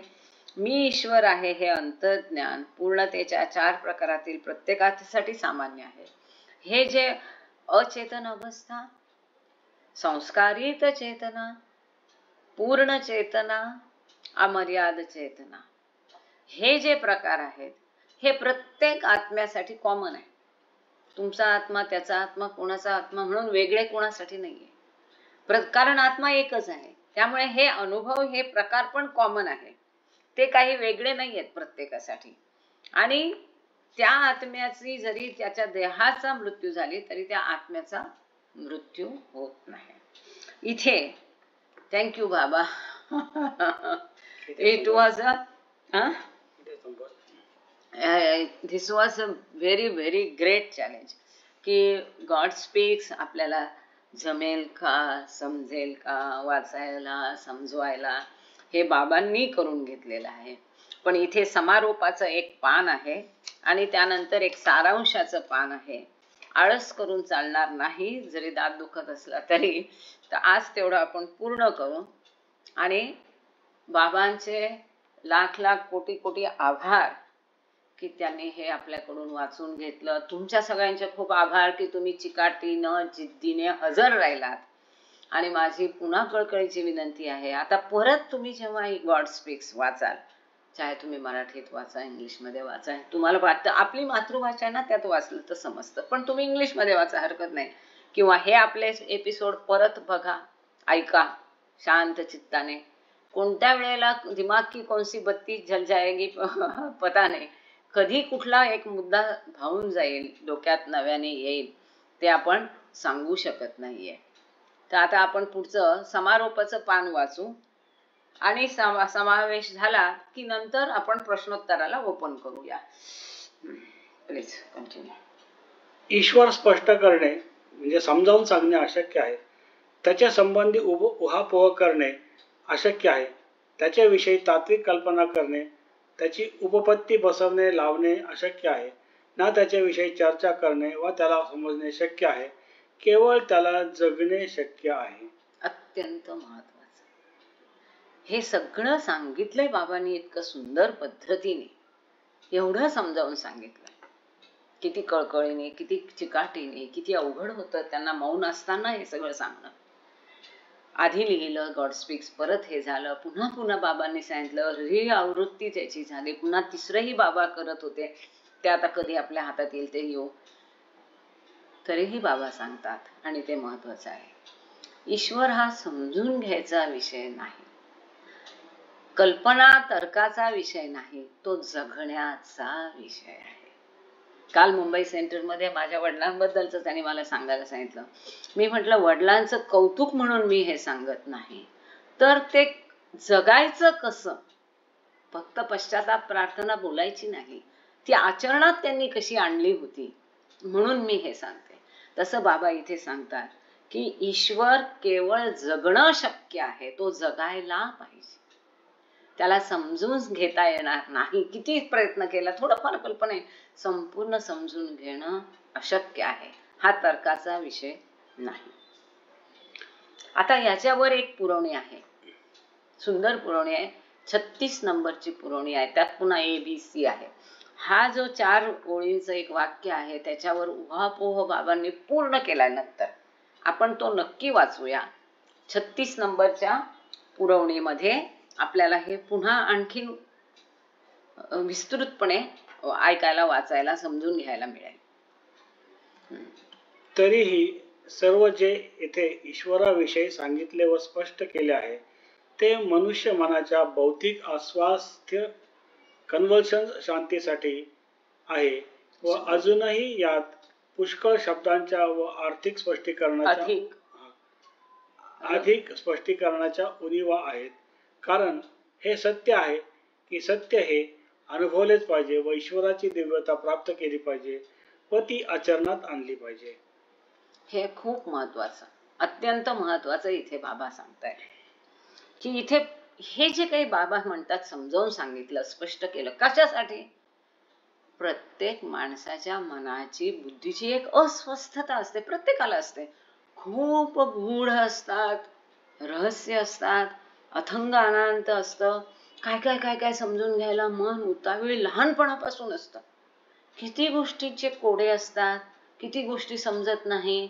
आपण कुठून आलो, ईश्वर म्हणजे काय, नक्की आकाशात कुठे असतो, कसा राहत असेल, सृष्टीची उत्पत्ती का झाली, मग हळूहळू कळायला लागतं तर मग त्यांनी उत्पत्तीच का केली सृष्टीची, पाचणं आपल्याला अनंत शंका प्रत्येकाला असतात.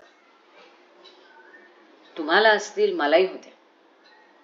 बाबा सांगतात ती जी मनाची अस्वस्थता आहे माणसाच्या, ती शमवण्यासाठी हा सगळा इथे खटाटोप केलेला आहे. थोड्याफार प्रमाणात असं जरी असलं, त्याच्या मनाच्या शांतीसाठी हे दिलेलं आहे. असं जरी असलं तरी बाबा स्वतःच इथे सांगतात की अशा अजून कितीतरी गोष्टी आहेत ज्या समजवायच्या राहिलेल्या आहेत. अशा कितीतरी गोष्टी आहेत जिथे स्पष्टीकरणामध्ये उणीवा आहेत, ते स्पष्टीकरण पूर्ण नाही. हे जे कितीतरी गोष्टी आहेत ज्या शब्दांच्या पलीकडे आहेत, ज्या समजण्याच्या अधिक स्पष्टीकरणात, त्यात अजूनही पुष्कळ शब्द आहेत की त्याला शब्द नाही आहेत. अशा गोष्टी आहेत की ज्याला शब्द नाहीत, शब्दांची उणीव तिथे वाचते. जे समजावून सांगताना त्या अशा शब्दांच्या, समजण्याच्या, कल्पनेच्या पलीकडे अशा अनंत गोष्टी अजूनही आहेत, या पलीकडे सुद्धा. का? कारण हे सत्य आहे ते अमर्याद आहे आणि सत्य फक्त अनुभवायचं असतं. ईश्वरत्व अनुभवून जगायचं असतं. त्या ईश्वराच्या जीवनात स्वतःला स्थित करायचं असतं, प्रस्थापित करायचं असतं. ही जी ईश्वराची दिव्यता आहे ती प्राप्त करूनच समजू शकते. कारण ते दिव्यत्व आहे, अमर्याद आहे. ते मर्यादित बुद्धीला समजेल कसं? जे अमर्यादित्व आहे, जे दिव्य आहे, ते प्राप्तच करू शकतो तरच ते समजेल. त्याच्या प्राप्ती विना त्याच्या अमर्यादित्वाची, दिव्यत्वाची प्रचिती येणं, समजणं अवघड आहे. ते आचरणातच आणलं पाहिजे. सृष्टीच्या मायेतील व्यक्तिगत प्राण्यांचे अपरिमित सत्याला समजणे हे लक्ष्य नव्हे, कारण सत्य कदापिही समजू शकणार नाही. त्याच्या जाणीवपूर्वक अनुभूतीने साक्षात्कार मिळवला पाहिजे. किती छान. पुढे इथे बाबा सांगतात की हे ईश्वराला समजून घेणं हे काय आपलं उद्दिष्ट नाही. आपलं उद्दिष्ट काय आहे? त्या ईश्वराला अनुभवणं, म्हणजे त्याचा साक्षात्कार करणं, म्हणजेच गॉड रिअलायझेशन आपलं उद्दिष्ट असलं पाहिजे. आणि त्याला समजून घेणं हे काही आपलं उद्दिष्ट नाही. या सृष्टीतील मायेतील व्यक्तिगत प्राण्याचं ह्या अमर्याद सत्याला समजून घेणं हे उद्दिष्ट नाही, ती एक केवळ पायरी आहे. पण तो अनुभव करण्याच्या दृष्टीने ही पायरी चढणंही महत्वाचं आहे. म्हणून सत्याचा साक्षात्कार व मानवी देहात मी ईश्वर आहे ही अवस्था प्राप्त करणे हे लक्ष्य आहे. आता इथे बाबांनी स्वतःच सांगितलेलं आहे. काय सांगितलंय की बाबा म्हणतात ह्या सत्याचा म्हणजे ईश्वरत्वाचा साक्षात्कार करून घेणं म्हणजेच ईश्वर अनुभवणं, त्याची प्रचिती येणं, त्याचं जीवन जगणं. मी ईश्वर आहे ही अवस्था आपल्याला ते प्राप्त करायचं नाही. ईश्वरत्व ते आपल्यात ऑलरेडी आहे. ते असलेलं ईश्वरत्व उजागर करायचंय, त्या आपल्या आतल्यातल्या ईश्वराला भेटायचंय आणि त्याला अनुभवायचंय की मी ईश्वर आहे. या सत्याचा अनुभव घेणं, ही अवस्था प्राप्त करणं हे जीवनाचं लक्ष्य आहे, उद्दिष्ट आहे.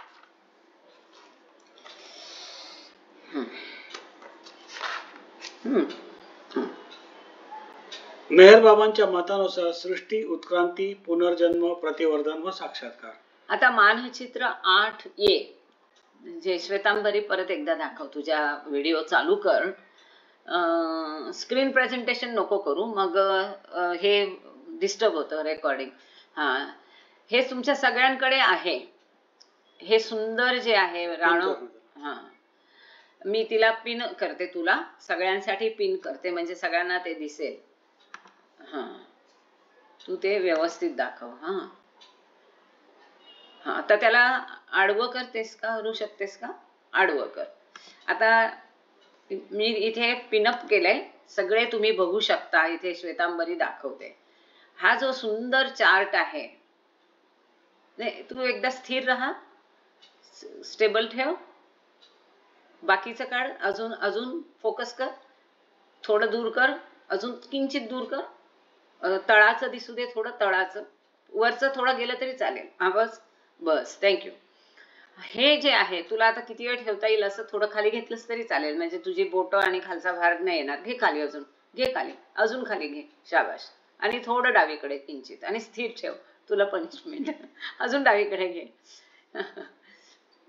नाही उलट घेतेस, डावीकडे. सरकव सरकव अजून थोडस, म्हणजे तळाचं पण येईल. बस बस बस, या अवस्थेत थांबू शकतेस तेवढ्या वेळ थांब. थँक्यू. हा जो चार्ट आहे मानचित्र 8A, याच्यामध्ये बाबांनी सृष्टीची उत्पत्ती, उत्क्रांती, पुनर्जन्म, भूमिका म्हणजे प्रतिवर्धन आणि साक्षात्कार, इतका सुंदर चार्ट आहे. राणो गेली, त्यांचं पुस्तक आपण वाचायला घेऊ गुरुवारच्या याच्यामध्ये. त्या काय बिकॉज ऑफ लव्ह, सुंदर आहे ते, तर ते पुस्तक घेऊ. त्याच्यामध्ये हा कसा बाबांनी बनवला, एक एक गोष्ट त्यांना कशी समजावून सांगितली. हा जो तुम्ही डावीकडे बघता, हा म्हणजे बियॉन्ड स्टेट ऑफ गॉड आहे, परात्पर परब्रह्म. आणि त्याच्या खालची अवस्था आहे अवस्था 2, ईश्वराची परब्रह्म अवस्था म्हणजे ईश्वर, ज्याच्या ABC ह्या 3 अवस्था आहेत. आणि तिथून पहिलं निर्माण होतं ते पहिलं तुम्ही बघाल, त्याच्या इमिजिएटली खाली आहे गॅसेस, आणि त्याच्यानंतर पाषाण, धातू. तुमच्याकडे पुस्तकही असेल ते उघडून तुम्ही बघू शकता. आपण आपल्या ईश्वर वचन मध्ये पण हे दिलेलं आहे सगळ्यांना, त्यातही काढून बघू शकता. आणि मग ते धातूचे वेगवेगळे प्रकार, पक्षाचे वेगवेगळे प्रकार, उत्क्रांतीची जी अवस्था आहे रूपांची ती दाखवलेली आहे. आणि उजवीकडे नंतर वरती, याच्यामध्ये उजवीकडे न म्हणता वरती म्हणावं लागेल, वरती मग भूमिकांमधला जो प्रवास आहे. आणि ती जी 3, हे सगळं जगत म्हणजे स्थूल भुवन, तिथे लिहिलेलं आहे स्थूल भुवन. आता थोडं खाली घेशील बाळा श्वेतांबरी, खाली घेऊन डावीकडे घे भरपूर. नाही एवढं जवळ नको घेऊ. आता इथे पहा, हे सूक्ष्म भुवन म्हणजे 3 भूमिका किंवा 4 भूमिका म्हणू शकतो आपण.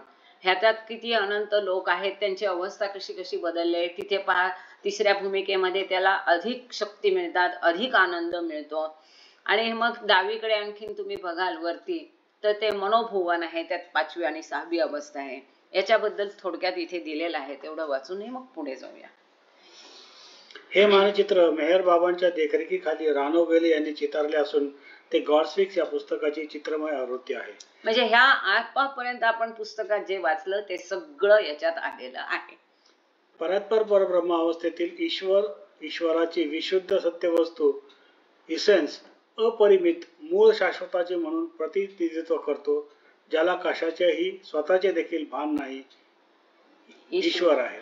ती जे डावीकडे डार्क सर्कल पहिलं दाखवलेलं आहे, आता तिने दिसावं म्हणून हे उभं धरलेलं आहे.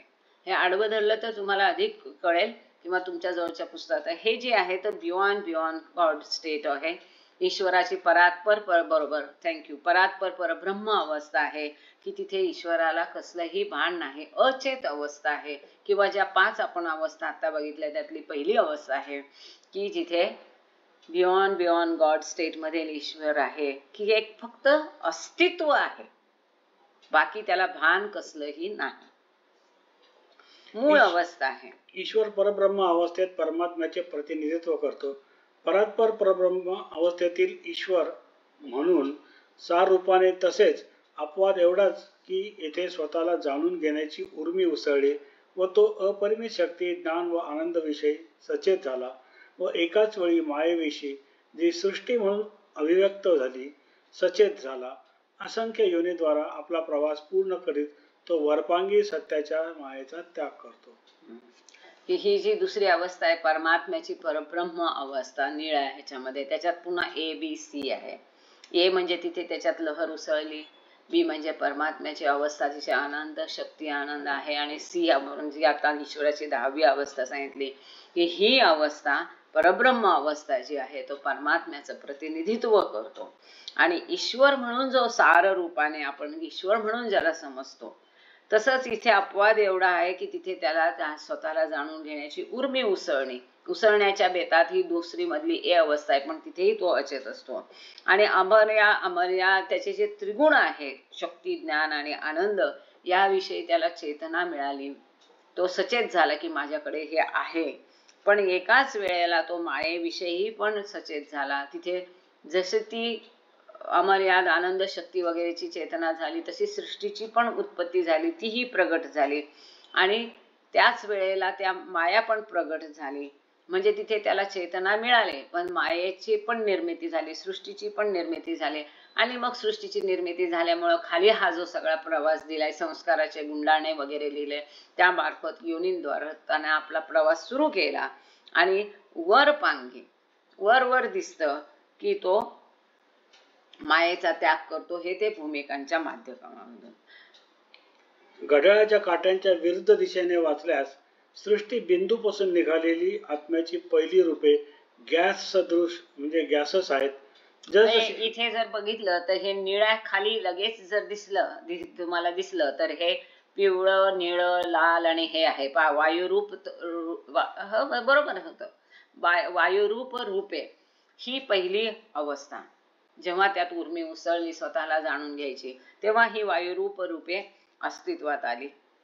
जसजशी चेतना क्रमविकसित होते वायुरूप नाही, वायू सदृश्य. ती वायू पण नाहीये, ते असं काही इसेन्स आहे, ते वायू सारखं आहे पण वायू नाहीये, त्याला अजून शास्त्रज्ञांना त्यांची नावं कळलेली नाहीयेत. अशी ती पहिली आत्म्याची अवस्था आहे जिथे जी 10 स्टेट्स ऑफ गॉड मध्ये ईश्वराची चौथी अवस्था म्हणून दिलेली आहे. जसजशी चेतना क्रमविकसित होते आत्मा निर्देशित असंख्य रूपे हृदयंगित होणारे संस्कार अनुभवत घेतो. मानवावस्थेपर्यंत आल्यावर आत्म्याने पूर्ण चेतना प्राप्त केलेली असते व तो असंख्य वेळा प्रतिवर्धनानुभव घेण्याची तयारी होत नाही तोपर्यंत पुनर्जन्म घेतो. आता इथे बाबा सांगतात की जशी जशी त्याची चेतना हळूहळू क्रमाक्रमाने विकसित होते तसं आत्मा काय करतो, असंख्य रूप घेतो, त्याचे संस्कार वाढत जातात, अनुभव वाढत घेतो आणि त्या वाढत्या संस्कार आणि अनुभवांच्या मार्फत त्याची चेतना सुद्धा वृद्धिंगत होत जाते. आणि मानवाच्या अवस्थेपर्यंत आल्यावर त्यांनी आत्म्याने पूर्ण चेतना प्राप्त केलेली असते असंख्य वेळा पुनर्जन्माच्या माध्यमातून.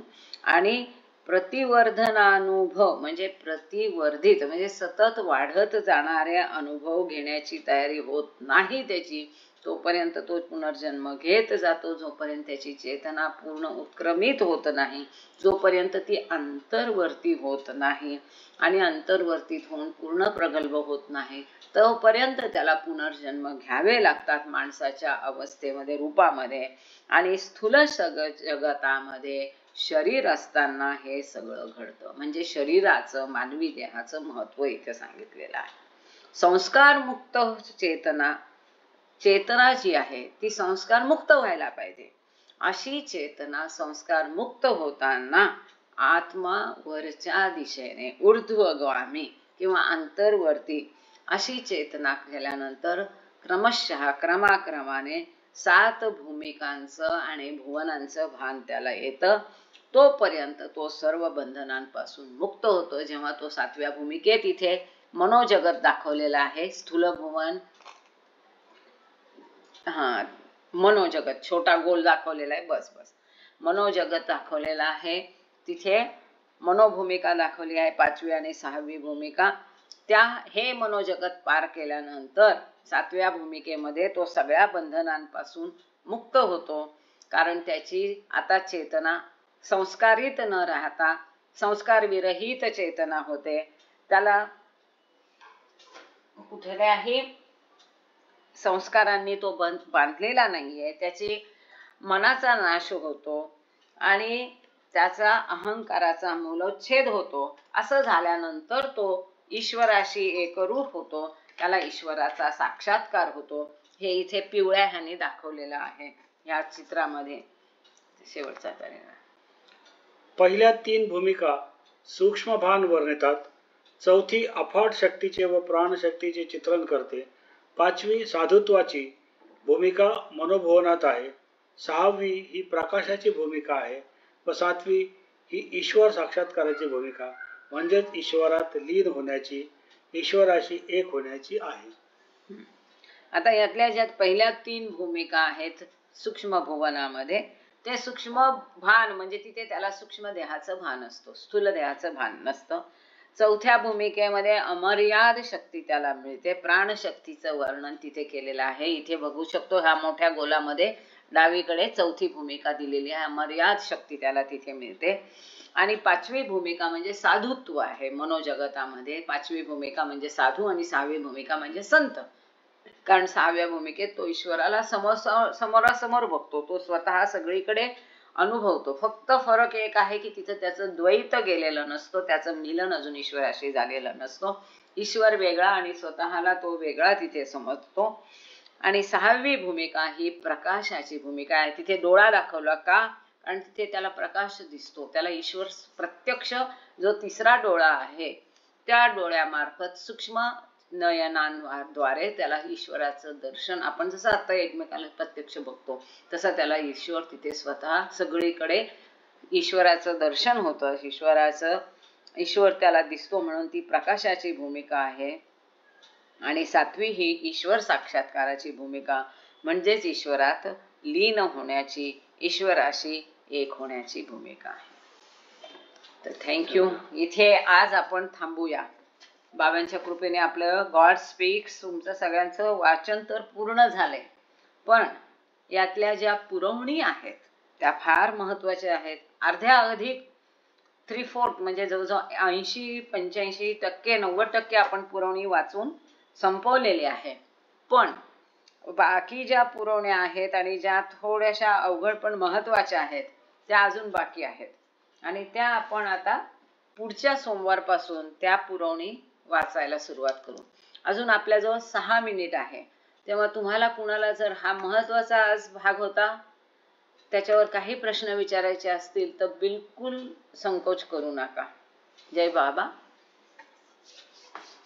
आज प्रार्थना दिवाकर जुन्नेवार भाऊंना दिली आहे, आरती श्वेतांबरीला दिलेली आहे.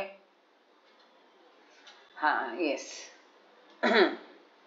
आता 5 मिनिटांमध्येच कुणाला काही ह्याच्यावर काय कळलं ते बोलायचं असेल किंवा काही शंका असतील, प्रश्न असतील,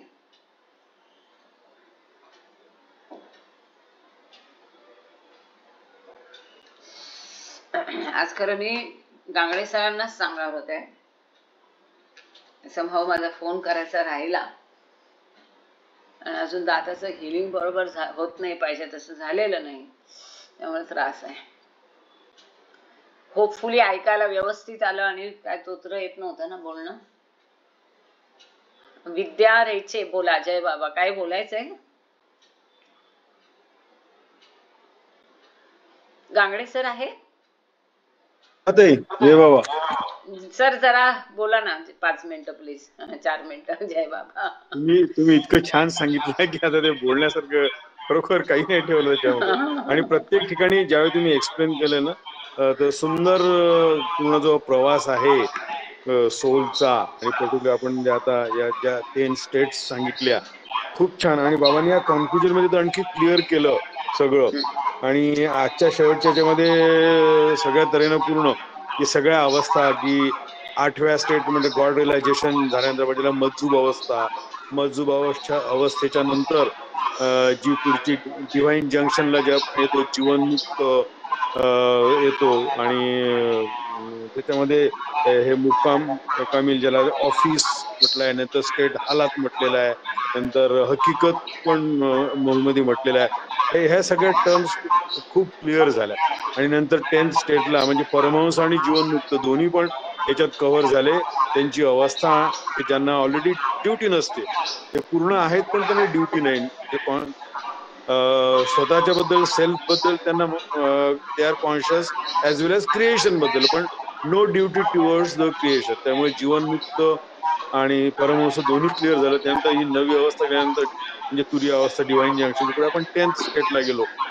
ते पण तुम्ही फार सुंदर सांगितलं की जी 10वी अवस्था आहे जिथे सद्गुरू आणि अवतार दोन्ही याचे म्हणजे ड्युटी टुवर्ड्स द क्रिएशन पण आलं त्याच्यामध्ये. ते खूप छान व्यवस्थित. आणि हा चार्ट सुद्धा ज्याच्यामध्ये पूर्ण सारांश आलेला आहे की बियॉन्ड स्टेट, नंतर बियॉन्ड स्टेट, नंतर गॅसियस पासून घेतलंय, नंतर पूर्ण सगळं म्हणजे इन्सेक्ट मेटल पासून सगळं इन्सेक्ट, ॲनिमल्स, ह्युमन बिईंग, आणि नंतर इन्कार्नेशन, त्यामध्ये सूक्ष्म जगत, मनोजगत, त्यामधले सगळ्या भूमिका कुठल्या कुठल्या 1, 2, 3, नंतर 4th जी आहे ती ज्या मध्ये आहे, आणि नंतर 5वी 6वी, नंतर 7वी अगदी गॉड रिअलायझेशन दाखवलंय. खूप सुंदर अगदी छान एक्सप्लेन केलं. त्यामुळे याच्यापेक्षा जास्त म्हणजे तुमच्यासारखं परत नाही सांगता येणार. जय मेहर बाबा. जय Meher Baba. Thank you so much Gangde sir. आणि तुम्ही सारांशाने पुन्हा एकदा सगळं ते सांगितलं त्याबद्दल खरंच आभार.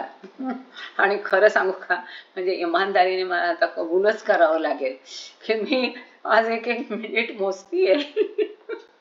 आणि म्हणून मला थोडस ते आराम हवा होता, त्रास होता, बाकी काही नाही. आधी थोडं कळवलं तर मग मी तुम्हाला थोडीफार मदत करू शकतो. ठीक आहे. हो ना, ते जरा चुकलंच. आमचं बोलणं झालं, मी म्हटलंय ह्यांना की मी सांगू का त्यांना, आणि म्हटलं पानं पाठवावी लागतील. तुम्ही ग्रुपमध्ये असाल ना सर ईश्वर वचनच्या? आहे, पण सर सुद्धा सुंदर वाचतात बरं, काही प्रॉब्लेम नाहीये. तुम्हाला रेस्ट मिळते त्यांच्यामुळं. हो, आणि ते 11th आवरला बसतात. त्यांना किती जरी म्हटलं वाचून ठेवा, नाही ना, त्याला काय वाचायचं म्हणतात. 11th आवरला बसून सांगतात ते. पण तेच जरा तुमचा अभ्यास आहे ना. आज झालंय खरं असं, जरा परीक्षा बघतायत आज बाबा. शेवटचा महत्वाचा राहिला. आणि आता हे पुढे जे आहे ना पुरवण्या, मी तुम्हाला नंबर पाठवून ठेवेल, बघून ठेवा जरा प्लीज. चालेल. आणि ती म्हणते की पाहिजे तसं हिलिंगच नाहीये, आणि ते वेन्स वाढतच चालले. ते काय बघायला लागेल आता. एनिवे, आज बाबाज विश.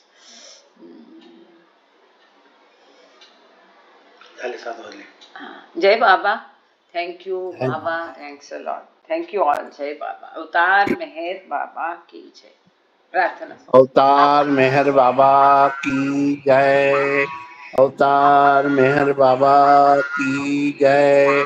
अवतार मेहर बाबा की जय. हे देवादी देवा, सर्वांचे पालन करणारा व रक्षण करणारा तू अनादि व अनंत आहेस. तू अद्वितीय व अतुलनीय आहेस. तुझा चांग कोणालाही लागू शकत नाही. तुझ्या ठाई रंग नाही, अभिव्यक्ती नाही, रूप नाही, तसेच गुणही पण नाही. तू अमर्याद आणि अगाध आहेस. तर्क व कल्पना या पलीकडे आहे. तू सनातन अविनाशी आहेस.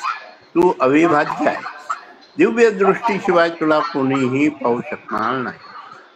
तू सतत होतास, तू सतत आहेस व सतत राहशीलही. तू सर्व ठिकाणी आहेस, सर्वात आहेस आणि सर्वांच्या पलीकडेही आहेस. तू आकाशमंडळात आहेस, पाताळात आहेस. तू व्यक्त व अव्यक्तही आहेस. तू सर्व भूमिकां व सर्व भूमिकांच्या पलीकडेही आहेस. तू तीनही भुवनात आहेस व त्रिभुवना पलीकडेही आहेस. तू अगोचर असून स्वतंत्र आहेस. तू विश्वकर्ता व देवदेवेश्वर आहेस. तू सर्व मनांचा व हृदयांचा ज्ञाता आहे. तू सर्व शक्तिमान व सर्वव्यापी आहे. तू अनंत ज्ञान, अपरिमित शक्ती व असीम आनंद आहेस. तू ज्ञान सिंधू आहेस. सर्वज्ञ व अनंत ज्ञानी आहेस. भूत, वर्तमान व भविष्य यांचा तू ज्ञाता असून स्वयंमेव ज्ञानच आहे. तू दयेचा सागर असून सदैव कल्याणकारी आहेस. अनंत गुणांनी नटलेला तू आत्म्यांचा आत्मा आहेस. सत्य, ज्ञान व आनंद यांची त्रयी तू आहेस. तू सत्याचा उगम असून प्रेमाचा सागर आहेस. तू आदि पुरुष असून श्रेष्ठाहून श्रेष्ठ आहेस. तू प्रभू व परमेश्वर आहेस. तू परमदेव असून परात्पर परमात्मा आहेस. तू परब्रह्म आहेस. तू अल्लाह, इलाही, यजदान, और्मज व प्रियतम परमेश्वर आहेस. तुला पुजार किंवा एकमेव पूजनीय असे म्हणतात. ओम परब्रह्म परमात्मा, या यजदान, ला ला इलिल्ला, ओ गॉड फादर इन हेवन. हे दयासागर प्रभुराज, आमच्या हातून घडलेल्या सर्व पापांबद्दल आम्हाला पश्चाताप होतो. असत्य, अन्याय व अमंगल अशा प्रत्येक विचाराबद्दल, बोलू नये अशा बोलल्या गेलेल्या प्रत्येक शब्दाबद्दल व करू नये अशा केलेल्या प्रत्येक कृतीबद्दल आम्हाला पश्चाताप होतो. स्वार्थाने प्रेरित अशा प्रत्येक कृत्याबद्दल, शब्दाबद्दल व विचाराबद्दल, तसेच द्वेषमूलक असे प्रत्येक कृत्य, शब्द व विचार यांच्याही बद्दल आम्हाला पश्चाताप होत आहे. विशेषतः प्रत्येक कामुक विचाराबद्दल व कामुक कृत्याबद्दल आम्हाला पश्चाताप होत आहे.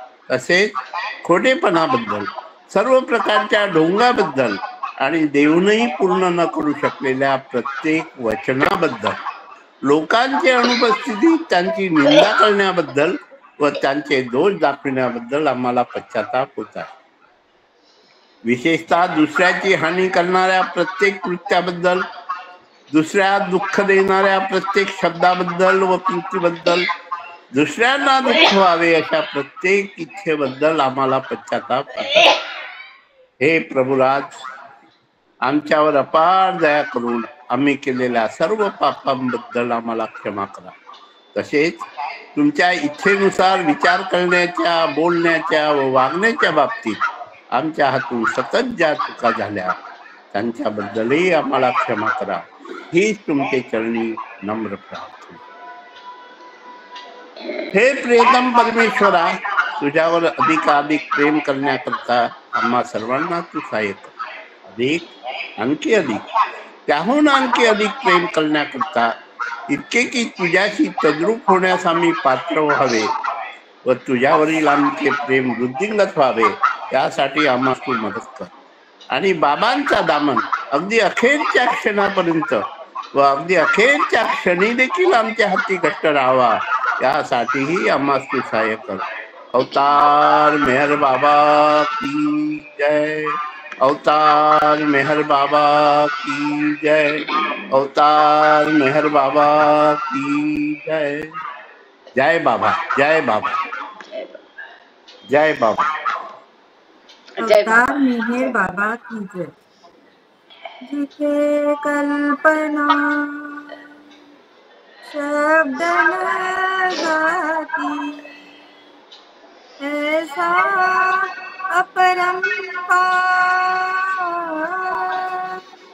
नेती म्हणून ही थकले महिमा तुझा अपार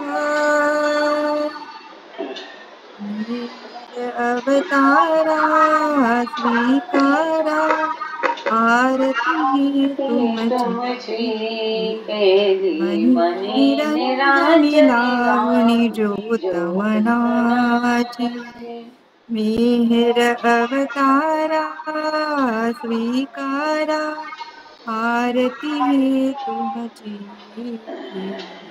मनी निरंजनी लावणी ज्योत मनाची धूप लावणी दीप लावणी पुष्पे अर्पुणी ओ बाबा पुष्पे अर्पुणी मोठे पण कामजला तुमचे तुम्हा देऊनी मिहिर अवतारा स्वीकारा आरती तुमची मनी निरंजनी लावणी ज्योत मनाची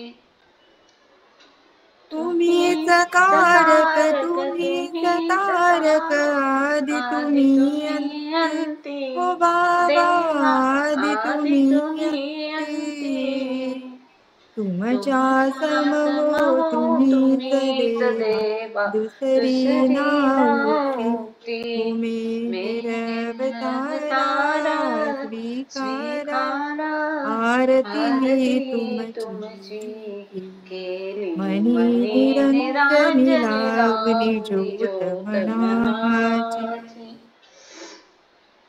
तुमची माया सर्व चराचर छाया ही तुमची ओ बाबा छाया ही तुमची अनंत तुम्ही थोर बिन वर्णावी कैसे मिहिर अवतारा स्वीकारा आरती तुमची मनी निरंजनी लावणी ज्योत मनाची माझा मजला ठावन महिमा सांगू तव कैसा ओ बाबा सांगू तव कैसा अज्ञपणी मी गातो भजतो माझा भाव असा मिहिर अवतारा स्वीकारा आरती तुमची मणी निरंजनी लावणी ज्योत मनाची कृपावंत तुम्ही असीम तुम्हा काय कुणी द्यावे ओ बाबा काय कुणी द्यावे एक मागणे स्मरण तुझे नित तव भक्ता भावे मिहिर अवतारा स्वीकारा आरती तुमची मनी निरंजनी लावणी ज्योत मनाची मिहिर अवतारा स्वीकारा आरती तुमची मनी निरंजनी लावणी ज्योत अवतार मेहर बाबा की अवतार मेहर बाबा थैंक यू बाबा थैंक यू ऑल अवतार मेहर बाबा की जय अवतार मेहर बाबा की जय अवतार मेहर बाबा की जय थैंक यू बाबा थैंक यू ऑल जय बाबा जय बाबा जय बाबा जय बाबा जय बाबा जय बाबा आप लोग अपने वीडियो ऑन करेंगे प्लीज माइक ओपन करिए वीडियो ओपन करिए जय बाबा जय बाबा जय मेहर बाबा काकू एवढा त्रास असताना सुद्धा तुम्ही हे पूर्ण केलं हॅट्स ऑफ टू यू आणि थँक्यू बाबा थँक्यू काकू आणि काकू बाबाच करणारे हो नाही एवढं. त्रास जय देणार बाबा. तेच आहे आणि करून घेणार तेच आहे. बाबा हा. जय बाबा. जय बाबा जय जय बाबा. बाबा जय बाबा everybody जय जय बाबा बाबा जय जय बाबा. हो हो. जय बाबा. जय बाबा जय बाबा. जय बाबा जय जय बाबा. बाबा जय जय मेहर बाबा. जय जय बाबा. बाबा जय बाबा जय बाबा निर्मला जय बाई बाबा. जय बाबा. सगळे मिळून बाबांचा जयकार करूया जय तीनदा. गुरुदेव. तुम्ही लोक सुरू करा.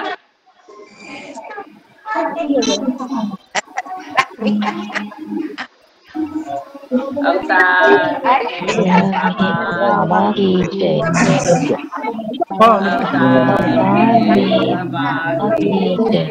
मेहर बाबा. अवतार मेहर अवतार बाबा मेहर की बाबा जय. की जय. जय बाबा थँक यू बाबा. Thank you all. जय बाबा जय जय बाबा. बाबा. जय thank you to you thank you to you जय बाबा. जय बाबा ममता. जय बाबा. जय बाबा. जय जय बाबा बाबा. सबको जय बाबा. जय बाबा. जय बाबा. जय बाबा. जय बाबा रश्मि जी सबको जय बाबा. जय बाबा. सबको जय बाबा जय बाबा जय बाबा. जय बाबा. हो पालिका बोलली ना. हो, जय बाबा बेटा जय बाबा. ममता जय बाबा. ते बोलतेच करते. काळा तो पंपात बाला पंपात पण नाही करत. हा, काय म्हणते. जय स्वयंपाक झाला. बाबा बेटा जय बाबा. पंपाक झाला का म्हणते पंपाक. काय झालं का. काळजी घ्या. जय बाबा ताई, जय बाबा. जय जय बाबा बाबा जय बाबा. जय बाबा. काळजी तब्येतीची घ्या. थँक्यू. जय बाबा. जय बाबा बेटा. जय बाबा. जय बाबा जय बाबा. जय अवतार मेहर बाबा की जय. जय बाबा बेटा थँक्यू. तू कशी आहे ममता.